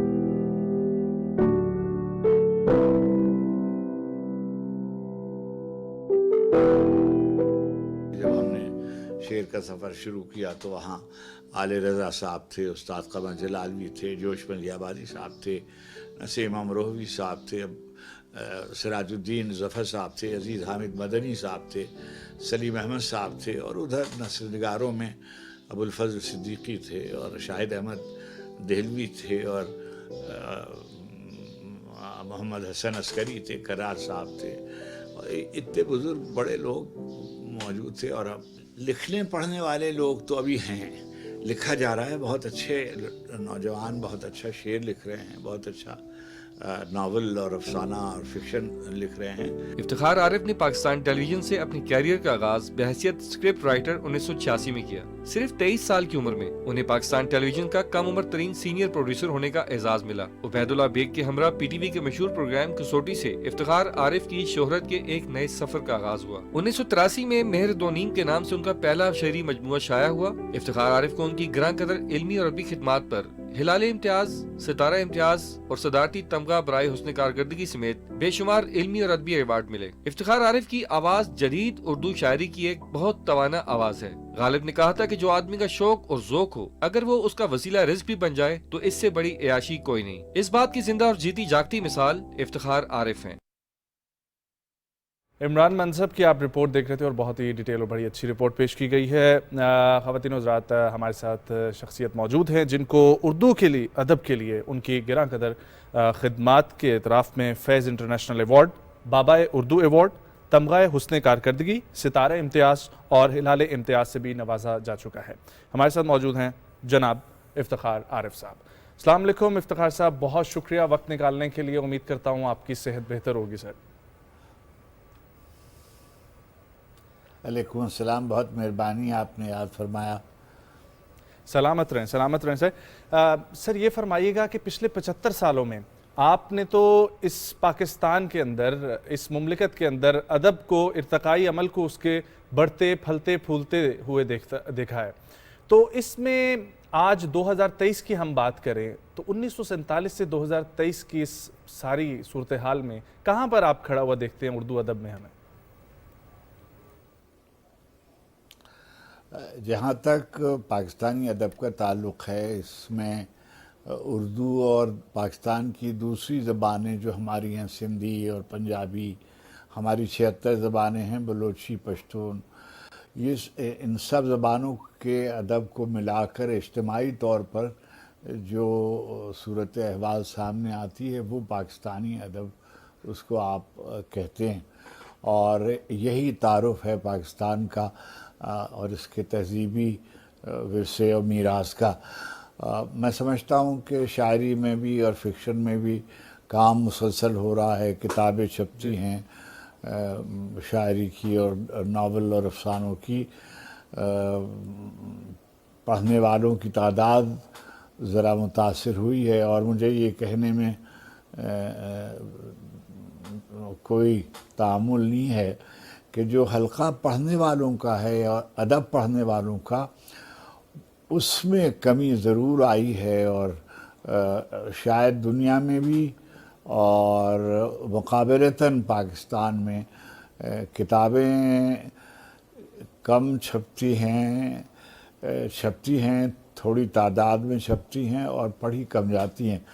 मगर जहाँ तक लिखने का ताल्लुक़ है, शायरी भी बहुत लिखी जा रही है और नावल भी और अफसाने भी।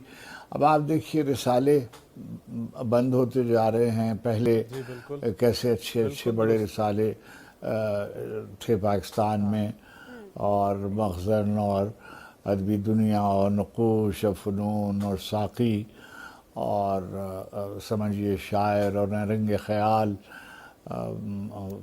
और आक़, ये सब बड़े रिसाले थे। अब रफ्ता रफ्ता उनकी तादाद यानी समझिए उंगलियों पे शुमार हो जाते हैं। ठीक, इफ्तिखार साहब, मैं तो बहुत बड़ी फ़ैन हूँ आपकी शायरी की, आपकी तसनीफ़ की। सर आपकी एक नज़म बहुत खूबसूरत, 12वां खिलाड़ी, मैं चाहती हूँ आज उसके बारे में बात करें कि 12वें खिलाड़ी के कर्ब को, उसकी परेशानी को आपने कैसे समझा, ख़ुद को या एक इंसान को बहसियत 12वां खिलाड़ी जो वो फील करता है जब उसको लग रहा होता है कि वो दुनिया से कट रहा है, वहाँ पे कैसे प्लेस किया, उसके पीछे क्या थॉट प्रोसेस था? बीबी, मैं तो नहीं बता सकता हूँ। मुझे ये याद है कि वो नज़्म मैंने अपनी बहुत जवानी के ज़माने में समझिए लिखी थी। मेरी पहली दूसरी शायद दूसरी नज़्म होगी और उससे पहले शायद 3-4 गज़लें लिखी होंगी। और जी हाँ, इब्तिदाई नज़मों में। और ये बात मैं आपसे ज़रूर अर्ज़ करता चलूँ कि जो गज़लें हैं, मैं वो वक्फे से शेर कहता हूँ। कभी 2 शेर हो गए, कभी 4 शेर, कभी 1 शेर, मगर नज़्म में एक समझिए नशस्त में कह लेता हूँ। और सब शुअरा अपने अपने तरीक़े से शेर कहते हैं। ये मुझे याद है कि मैं उस ज़माने में टीवी में काम करता था और मैं एक जगह से दूसरी जगह जा रहा था। एक इलाका है डिफेंस का, वहाँ एक पार्टी से मैं निकला और एक दोस्त की गाड़ी में, मैं नाज़माबाद में रहता हूँ, वहाँ मेरा घर था। और उस इतनी देर में मैंने ये नज़्म लिखी थी और इसमें कई खामियां भी हैं। انگریزی کے 2-1 لفظ استعمال ہوئے، اور مگر یہ ضرور ہے کہ اس میں کہیں نہ کہیں آدمی کی جو شخصیت کی اور اس کی تنہائی ہے، جس کی طرف آپ نے اشارہ فرمایا کہ زندگی میں ہوتے ہوئے بھی زندگی سے دوری اور رائیگانی کا احساس، اور وہ سب ایک طرح کی محرومی، میرے خیال میں اپنی بھی شاید اور واقعہ کوئی ہو جاتا ہے مگر وہ کہیں اس سے تعلق بن جاتا ہے، تو بس وہ میں نے نظم لکھ دی، اور وہ ٹی وی ہی سے میں نے کسوٹی میں پڑھی تھی ایک پروگرام میں، اور اس کو لوگوں نے شاید آسان بھی تھی زبان اس کی بھی سادہ تھی اور مضمون بھی سادہ تھا، لوگوں نے اس کو پسند کیا۔ بالکل افتخار صاحب، یہ فرمائیے گا کہ میں ایک طالب علم کی حیثیت سے یہ جاننا چاہتا ہوں کہ جس طریقے سے آپ نے سرپرستی فرمائی 3 دن کے اسلام آباد لٹریری فیسٹیول میں بھی، وہاں پر بھی مختلف گفتگو ہوئی نسائی ادب کے حوالے سے، پاکستان کی شاعری کے 75 سالوں پہ، پھر پاکستان کے ادب کے، اردو ادب کے 75 سال میں، جب اتنا خوبصورت ہمارا ماضی ہے اور پھر اس میں ایسی ایسی شخصیات جو آج بھی آپ جیسی شخصیات ہمارے درمیان میں موجود ہیں اور ہم ان سے استفادہ حاصل کر رہے ہیں اور کرتے رہیں گے انشاءاللہ، لیکن اس ادب کو ہم لوگوں نے چھوڑ کے اس خوبصورت ہمارا جو یہ ثقافت ہے اس سے دور ہو کر ہم کیوں متاثر ہو گئے یہ ویسٹ کے کلچر سے؟ دیکھیے، یہ پہلی دفعہ ایسا نہیں ہوا، جو لوگ تاریخ سے واقف ہیں، تہذیبوں کی تاریخ سے واقف ہیں، ہر زمانے میں جو غالب تہذیب ہوتی ہے اس سے متاثر ہوتے ہیں جو دوسرے ممالک ہوتے ہیں۔ جب جیسے 12، 13، 14 جو بھی تہذیبوں کی تعداد، آپ ان کا سویلائزیشن، بیبلونین، میسوپوٹیمین، انڈس، موہنجودڑو یا چائنیز سویلائزیشن، جو ہماری بڑی سویلائزیشن ہے۔ اب یہ جو موجودہ سویلائزیشن ہے اس کو ہم کہتے ہیں ویسٹرن سویلائزیشن، مغرب کی تہذیب، اس کے مراکز مختلف ہیں۔ ظاہر ہے کہ اس سے متاثر ہونا ایک فطری عمل ہے اور ناگزیر عمل ہے، آپ بچ نہیں سکتے اس سے۔ ابھی دیکھیے، میں آپ سے گفتگو کر رہا ہوں، یہ ایک ٹیکنالوجی ہے جس سے آپ سے رابطہ ہے اور دنیا سے رابطہ ہے۔ یہ ٹیکنالوجی مغرب سے برآمد کی گئی ہے، درآمد کی گئی ہے، وہاں سے یہ سب ٹیکنالوجی بھی آئی ہے اور سسٹم بھی آیا ہے، اور اس کی تفصیل میں جانے کا یہ موقع نہیں ہے کہ یہ بجلی بھی وہیں سے آئی ہے، یہ ٹیلی فون بھی وہیں سے آئے ہیں، یہ موبائل بھی وہیں سے آئی ہے، تو یہ ممکن نہیں ہے کہ وہاں سے آپ متاثر نہ ہوں۔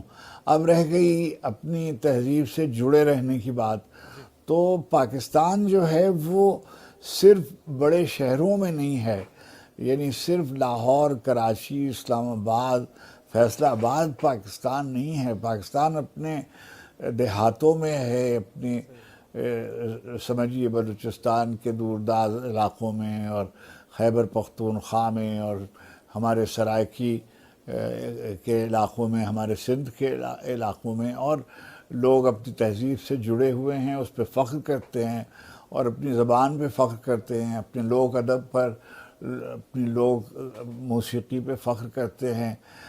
ہم جو اندازہ کرتے ہیں، ابھی آپ پچھلے پروگرام میں گفتگو ہو رہی تھی، کامیاب آدمی اس کو سمجھا جاتا ہے جو مادی طور پر کامیاب ہے۔ ہمارے یعنی میں اپنی ذات تک کہہ سکتا ہوں کہ میرے نزدیک تو کامیاب آدمی وہ ہے جو سوچتا ہے، جو مثلاً جو فرض کیجئے کوئی سروں سے جس کا تعلق ہے، تصویریں بناتا ہے، کوئی شعر کوئی کہتا ہے، کوئی افسانہ لکھتا ہے، اور وہ ہم ایک دوسرے کے ساتھ مل کر بیٹھتے ہیں۔ تو لیکن میں نے دیکھیے، میری عمر اب 80 برس کا میں ہونے آتا ہوں، میں نے 55 سال 60 سال کام کیا اور بہت محنت سے، اور میں دیکھیے اردو جسے آپ کہتے ہیں، میں تو اس طرح سے اپنے آپ کو متعارف نہیں کراتا، لیکن یہ ایک حقیقی صورت احوال ہے کہ میں لکھنؤ سے کراچی آیا تھا اور وہاں میں نے زندگی کا سفر شروع کیا تھا۔ اب دیکھیے ریڈیو پر، پھر ٹیلی ویژن، پھر اردو مرکز لندن، پھر اسلام آباد، اکادمی ادبیات پاکستان، مقتدرہ قومی زبان، national book foundation, national university of modern languages, پھر وہاں سے ایران کا ECO کا دفتر، یہ سب میں نے محنت کی بہت، اور اس نتیجے پر اپنے نوجوانوں سے کہنا چاہتا ہوں کہ محنت کا کوئی بدل نہیں ہے، زندگی کا کوئی شارٹ کٹ نہیں ہے، مسلسل محنت آپ کریں اور توفیق اللہ کی طرف سے ہوتی ہے اور کرم اور اس کا فضل شامل حال ہوتا ہے، مگر توفیق کا ایک مفہوم یہ بھی ہے کہ آپ جب کوئی ارادہ کرتے ہیں، کوئی نیت کرتے ہیں، تب پروردگار عالم آپ کو صلاحیت عطا فرماتے ہیں، استعداد عطا کرتے ہیں، اور آپ پھر محنت کرتے ہیں۔ مجھے سمجھیے زندگی میں نشیب و فراز آتے ہیں، مگر مجھے تعصبات کا سامنا نہیں کرنا پڑا۔ مجھے بہت سے لوگ ملے جنہوں نے مجھے میری زندگی میں معاونت کی، سلیم گیلانی صاحب، اسلم اظہر صاحب، آغا حسن عابدی صاحب، الطاف گوہر صاحب، اور ادھر ادب میں سلیم احمد صاحب اور فیض صاحب اور سبط حسن صاحب اور مشتاق احمد یوسفی صاحب۔ تو میں یہ گزارش کر رہا تھا کہ روڈ میپ ایک ہوتا ہے، اللہ سبحانہ تعالیٰ نے آپ کے لیے، ہر شخص کے لیے ایک روڈ میپ بنا ہوا ہے، ہم جب اس کو طے کر لیتے ہیں تو ہمیں اندازہ ہوتا ہے۔ تقدیر کے ایک معنی یہ بھی ہوتے ہیں کہ جیسے جیسے آپ سفر کرتے جاتے ہیں وہ کھلتا جاتا ہے۔ پروردگار عالم نے کبھی کسی شخص کے دل میں کوئی ایسی بات، ایسی تمنا، آرزو، خواہش نہیں پیدا ہونے دیتا جس کے حصول کی لیاقت اس میں پہلے سے نہ رکھ دی گئی ہو۔ بس آدمی کو اس کی شناخت کرنی چاہیے، اپنی توانائیوں کو یکجا کرنا چاہیے۔ اور ایک اور بات جو میں نے اپنے آغا حسن عابدی جس کی تعلیم فرماتے کہ یہ جو ہر صورت احوال جو ہے وہ ایک نئی تیاری کی طرف دعوت دیتی۔ یہ ضروری نہیں ہے کہ کوئی آدمی، فرض کیجئے کہ ریڈیو کا ایک اچھا براڈ کاسٹر ہو تو وہ اچھا منتظم بھی ہوگا، ضروری نہیں ہے کہ کوئی پروڈیوسر اچھا ہو تو وہ اچھا جنرل مینیجر ہوگا، ضروری نہیں ہے کہ کوئی اچھا پروگرامز مینیجر ہو تو وہ اچھا مینیجنگ ڈائریکٹر بھی ہو۔ ہر پوزیشن جو ہے وہ نئی لیاقت اور نئی استعداد اور نیا ویژن چاہتی ہے۔ چنانچہ میں نے یہ کوشش کی کہ میں جس بھی ادارے میں جاؤں اور جس بھی ملازمت کے شعبے میں کام کروں اس کے لیے تیاری کروں، اور میں نے بہت محنت، جتنی مجھ سے محنت ہو سکتی تھی وہ میں نے کی۔ اور میں بار بار یہ بات نوجوانوں سے کہتا ہوں اور اس بات پر شرمندہ نہیں ہوں کہ میں چاہتا تھا کہ میں زندگی کے اعلیٰ مقاصد، اعلیٰ مقامات حاصل کروں، مراتب حاصل کروں۔ میں نے اپنی تخلیقی زندگی میں کوئی سمجھوتا نہیں کیا، میں نے زندگی اپنی شرطوں پہ گزاری، اور میں، اللہ سبحانہ تعالیٰ نے بہت مجھ پہ لطف کیا اور بہت کرم کیا۔ چھوٹے سے کام میں نے کیا بہت، مگر اللہ نے بہت شہرت دی، بہت عزت بخشی، بہت کرم کیا، اور پاکستان کے لوگوں کو اتنا اندازہ نہیں ہے کہ جو پاکستانی قوم اس قدر پہچانتی ہے، کسی نے ایک نغمہ گایا ہے تو وہ اس کے احسان کو یاد رکھتی ہے، کسی نے ایک اچھی تصویر بنا دی ہے، کسی نے کسی کھیل میں کوئی ایک سینچری اسکور کر کے میچ جتا دیا ہے، بولنگ کر کے کوئی جیت کرا دی ہے، خوشی کا موقع فراہم کیا، اس کو یاد کرتے ہیں، اس کو اس کے نام کے ساتھ زندہ باد کرتے رہتے ہیں۔ تو بہت فراموش نہیں کرتے، نہ تاریخ فراموش کرتی ہے. چاہے اچھا اب ظاہر ہے کہ سب لوگ ایک طرح کے نہیں ہوتے ہیں، سب لوگ ایک طرح سے محنت نہیں کرتے ہیں، سب لوگ کنسسٹنسی، بہت مستقل کام کرنا جو ہے یہ شاید چاہے آپ ادب میں ہوں، لیاقت تو ضرور ہوتی ہے، ٹیلنٹ ہوتا ہے، مگر ٹیلنٹ کے بعد پھر آپ کو سیکھنا پڑتا ہے، آپ کو مشق کرنی پڑتی ہے، آپ کو مطالعہ کرنا پڑتا ہے. نوجوانوں سے میری یہی ایک درخواست ہے کہ وہ اپنے آپ سے پوچھیں کہ وہ چاہتے کیا ہیں، اور پھر اس کے لیے دیکھیے ہم روز سنتے ہیں کہ پاکستان میں سب سے زیادہ تعداد نوجوانوں کی ہے بلا شبہ، لیکن نوجوان ہماری قومی زندگی میں کتنے شامل ہیں. یعنی میں دیکھتا ہوں کہ ضرور بالکل یہ بات صحیح ہے کہ پہلے رزق کا مسئلہ، روزی کا مسئلہ ہمارے بنیادی مسائل میں ہے. ہمارے یعنی حکمرانوں کو چاہیے کہ وہ سہولتیں پیدا کریں اور آسانیاں پیدا کریں معاشرے کے لیے اور اپنے لوگوں کے لیے، ہماری بچیوں کے لیے، ہمارے بچوں کے لیے پڑھنے کے مواقع ہوں، یکساں تعلیم کے مواقع ہوں. ٹھیک، افتخار صاحب آپ نے جس میڈیم سے اس وقت ہم کنیکٹڈ ہیں، اس ادارے میں بھی آپ کام کر چکے ہیں سر، اور اس کے علاوہ جو فن و تخلیق کا سفر بھی تھا آپ کا، اگر میں آپ سے یہ پوچھوں، ویسے تو ماشاءاللہ بہت بڑا پروفائل ہے آپ کا، اگر میں آپ سے یہ پوچھوں کہ ٹی وی کا سفر جب آپ کسوٹی پروگرام کیا کرتے تھے یا پھر فن و تخلیق کا سفر، دونوں میں سے زیادہ اطمینان بخش آپ کے لیے کیا رہا؟ کیا آپ کو زیادہ پسند ہے؟ دیکھیے میں نے سچی بات میں آپ کو بتاؤں، میرے زمانے کا جو ٹی وی تھا، جو عام طور پہ کیا ہوتا ہے کہ ادارے اپنے قیام کے 20-25 سال کے بعد اپنی شخصیت اور شناخت بناتے ہیں. پاکستان ٹیلی ویژن وہ ان خوش نصیب اداروں نہیں، ادارے کی حیثیت سے متعارف تھا کہ جو اپنے شروع کے 10-15 برسوں میں سمجھیے اس کا عہد زریں تھا، اس کے ڈرامے، اس کی موسیقی، اس کے حالات حاضرہ کے پروگرام، اس کی آزادی، اس کی پیشکش، بے مثال لوگ پروڈکشن کے اور جو ٹیم تھی وہ تھی. اس کے بعد جب میں اردو مرکز چلا گیا لندن، تو وہاں میں نے بہت ہی محنت سے کام کیا اور ملک سے باہر اردو کی ترویج و فروغ کے لیے ساری دنیا کے لوگوں کو جمع کیا، اکٹھا کیا، اس کا ایک مرکز قائم کیا، اور لوگوں نے اس کی، پھر میں نے اکادمی میں بھی اور مقتدرہ میں بھی، تو کسی ادارے میں اگر آپ تشریف لے جائیں، اور سب مجھے اطمینان ہے بہت، آپ ایران تشریف لے جائیں، تہران جائیں، آپ کو بتائیں گے وہ کہ میں نے ECO میں اپنے زمانے میں، دیکھیے مجھ سے پیشتر 7 ایرانی صدر اس کے تھے، میں پہلا غیر ایرانی صدر اس کا تھا، اور میں نے اپنے زمانے میں وہاں جو کام کیا ہے آج بھی شاید اس کو وہاں اس کا ذکر کیا جاتا ہے. تو میں سارے ادارے جو ہیں میں نے سارے زمانے، اور شاعری جو ہے میں نے بہت کم لکھا، اور لیکن میں اس پہ مجھے یہ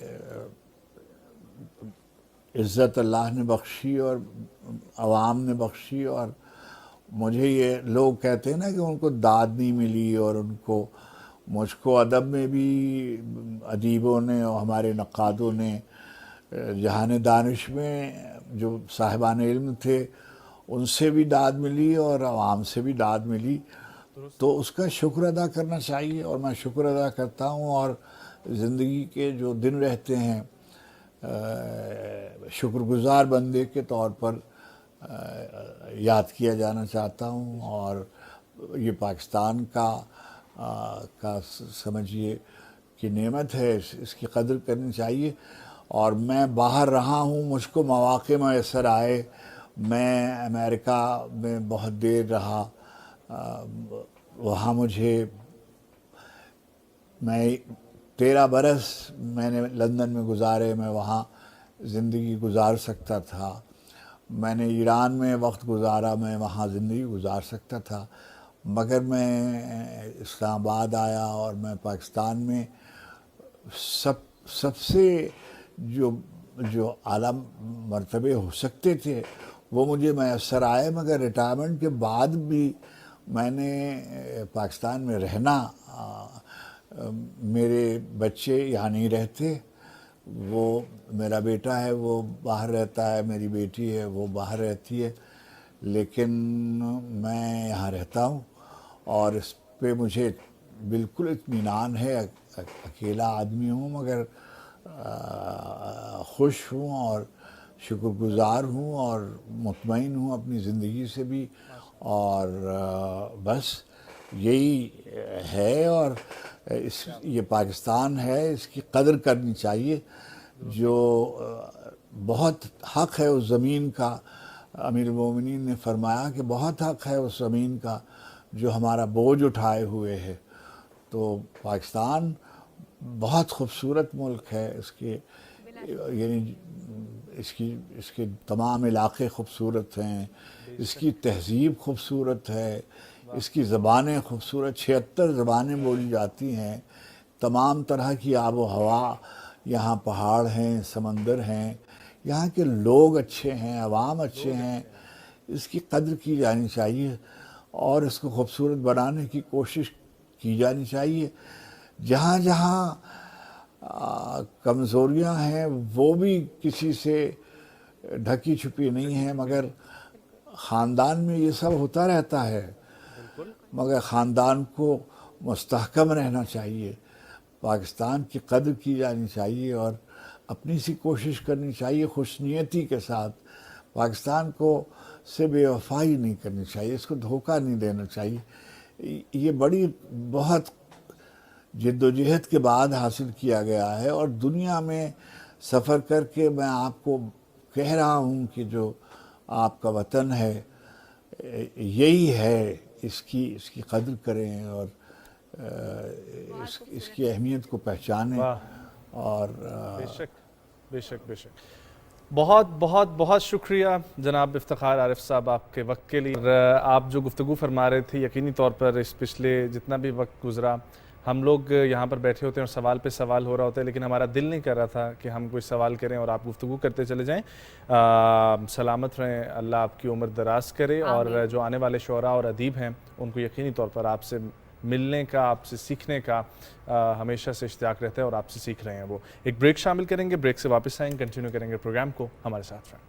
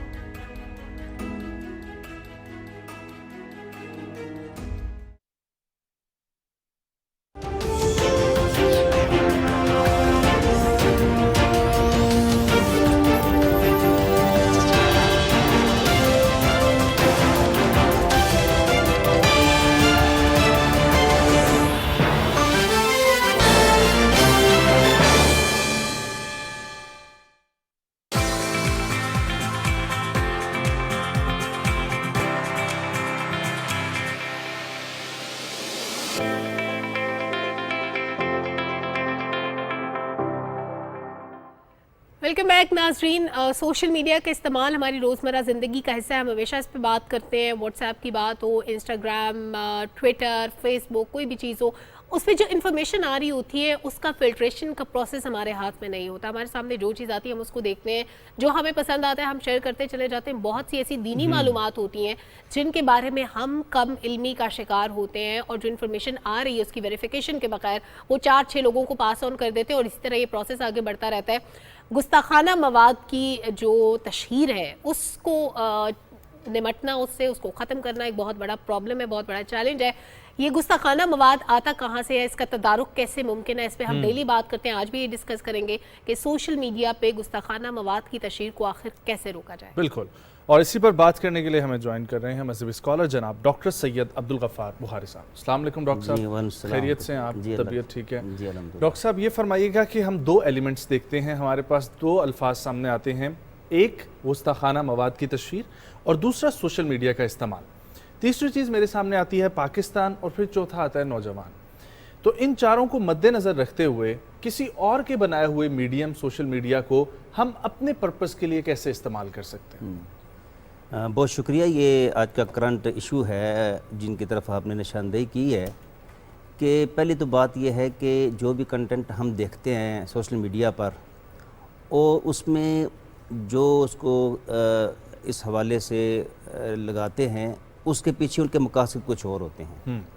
हमें हर चीज़ मकासद के ऊपर, हाँ मकासद हैं कि इससे क्या हमने मकसद हासिल करना है, और अवेयरनेस के बियार ही हम आगे उसको फैलाते जाते हैं कि क्या वजह है, और उसके अंदर बहुत सी क्वेरीज आ जाती हैं और ऐसा मवाद शेयर हो जाता है और बसा औकात इस्लाम, मुसलमानों और इवन के गैर मुस्लिमों के हवाले से भी वो ऐसा किसी के मज़हब को, किसी के उलमा इकराम को बुरा भला कहा जाता है। तो इस हवाले से हमें अवेयरनेस करनी चाहिए, और अवेयरनेस के लिए प्रोग्राम जो है बहुत अच्छा साबित हो रहा है कि अवेयरनेस हमें करनी चाहिए, फैलानी चाहिए कि कोई बात भी बिगाड़ तहकीक की नहीं जाए। इस्लाम के अंदर यही है कि इंसान का झूठा होना काफ़ी है कि इंसान सुनी सुनाई बात को आगे कन्वे कर दे।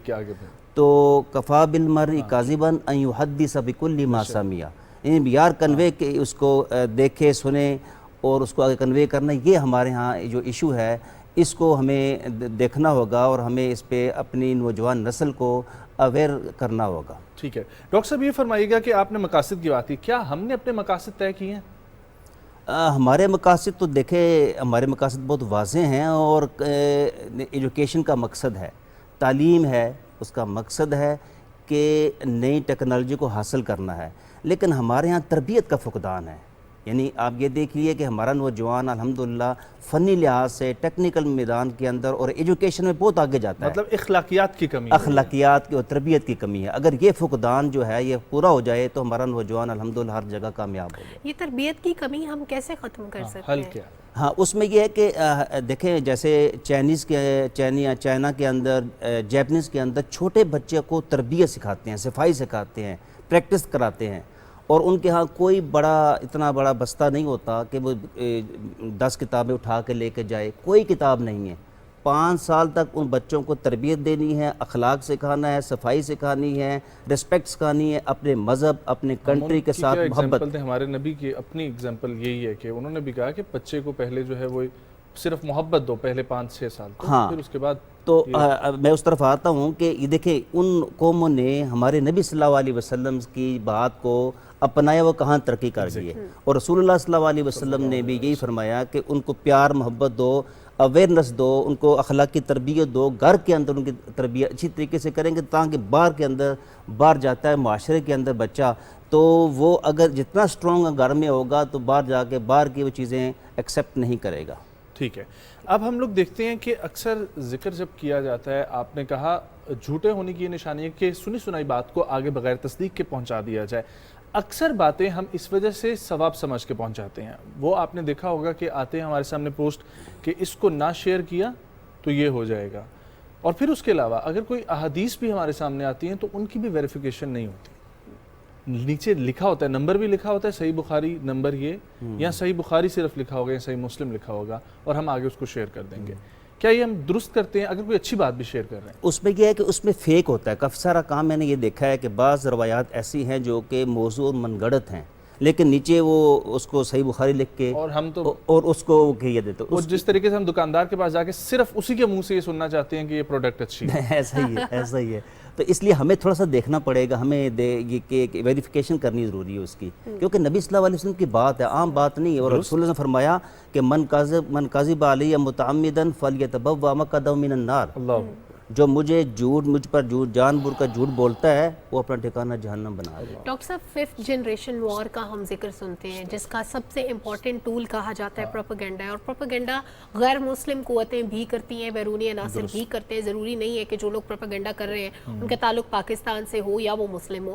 آلدو شرپسند عناصر ہر معاشرے میں ہوتے ہیں, ہمارے معاشرے میں بھی ہوں گے, لیکن یہ جو بیرونی قوتیں ہیں ان کے ساتھ نمٹنا کیسے ممکن ہے؟ اور جو انفارمیشن آ رہی ہے بغیر تصدیق کے اس میں جو گستاخانہ مواد موجود ہے اس کو ہم کیسے ڈیل کریں؟ پہلی تو بات یہ ہے کہ پہلے جو جنگیں ہوتی تھی وہ جنگیں ہوتی تھی میدان میں ہوتی تھی. بالکل. اب ٹیکنالوجی کے ذریعے جنگیں ہوتی ہیں, ذہن سازی کے ساتھ ہوتی ہے, اکانومی کے ساتھ ہوتی ہے جنگیں اب ہوتی ہیں. تو اس میں ہمیں یہ چاہیے کہ اویئرنیس کا پیدا کرنا بہت ضروری ہے. بتانا چاہیے کہ یہ ایجنڈا کس کا ہے, ہمارے وطن کے لیے, ہمارے اس مذہب کے لیے, کسی کے لیے بھی مفید نہیں ہے. اور وہ اس میں آئی ڈی دیکھنی چاہیے یہ کہاں سے جنریٹ ہوئی ہے, اور جو اسپیشلسٹ ہیں اس کے کمپیوٹر کے ان کو دیکھنا چاہیے کہ کہاں سے آئی ہے, تو ان کو بلاک کرنا چاہیے.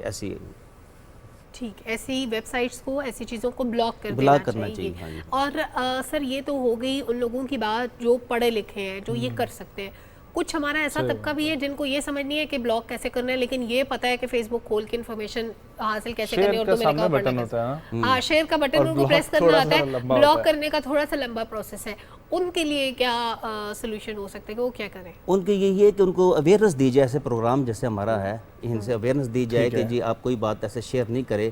اور بس اوقات سر میں آپ کو یہ بتاؤں کہ بس اوقات ایسا ہوتا ہے کہ ایسی چیز شیئر ہو جاتی ہے تو آج کے حالات پاکستان کے دیکھیں کیسے ہیں, تو نوجوان کو پتہ نہیں ہوتا کہ کیا شیئر کرنی ہے. گفتگو کو یہیں سے کنٹینیو کرتے ہیں, بریکنگ نیوز کی طرف ہمیں بڑھنا ہے. بہت اہم خبر آ رہی ہے, اپنے ناظرین کے ساتھ شیئر کرتے ہیں.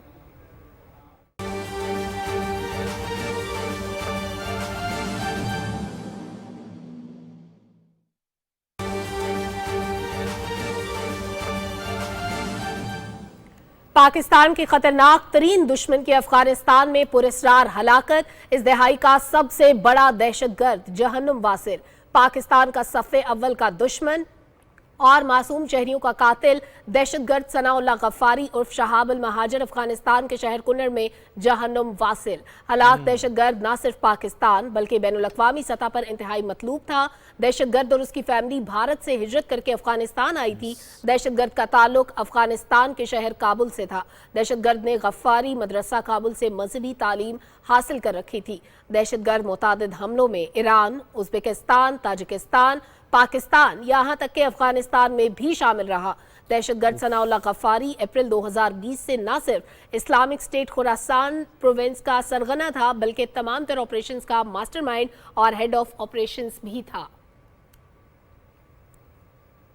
بدنام زمانہ دہشت گرد سے متعلق یہ خبر آ رہی ہے کہ اسے ہلاک کر دیا گیا ہے. دسمبر 2021 میں اقوام متحدہ, امریکہ اور یورپین یونین نے اسے عالمی دہشت گرد قرار دیا تھا اور سینکشن لسٹ میں ڈال دیا تھا.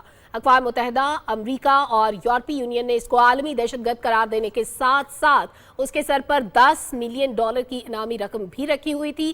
دہشت گرد ثناء اللہ پاکستان اور دنیا بھر میں بے شمار حملوں کا ماسٹر مائنڈ اور آپریشنز لیڈ کے طور پر نامزد رہ چکا ہے.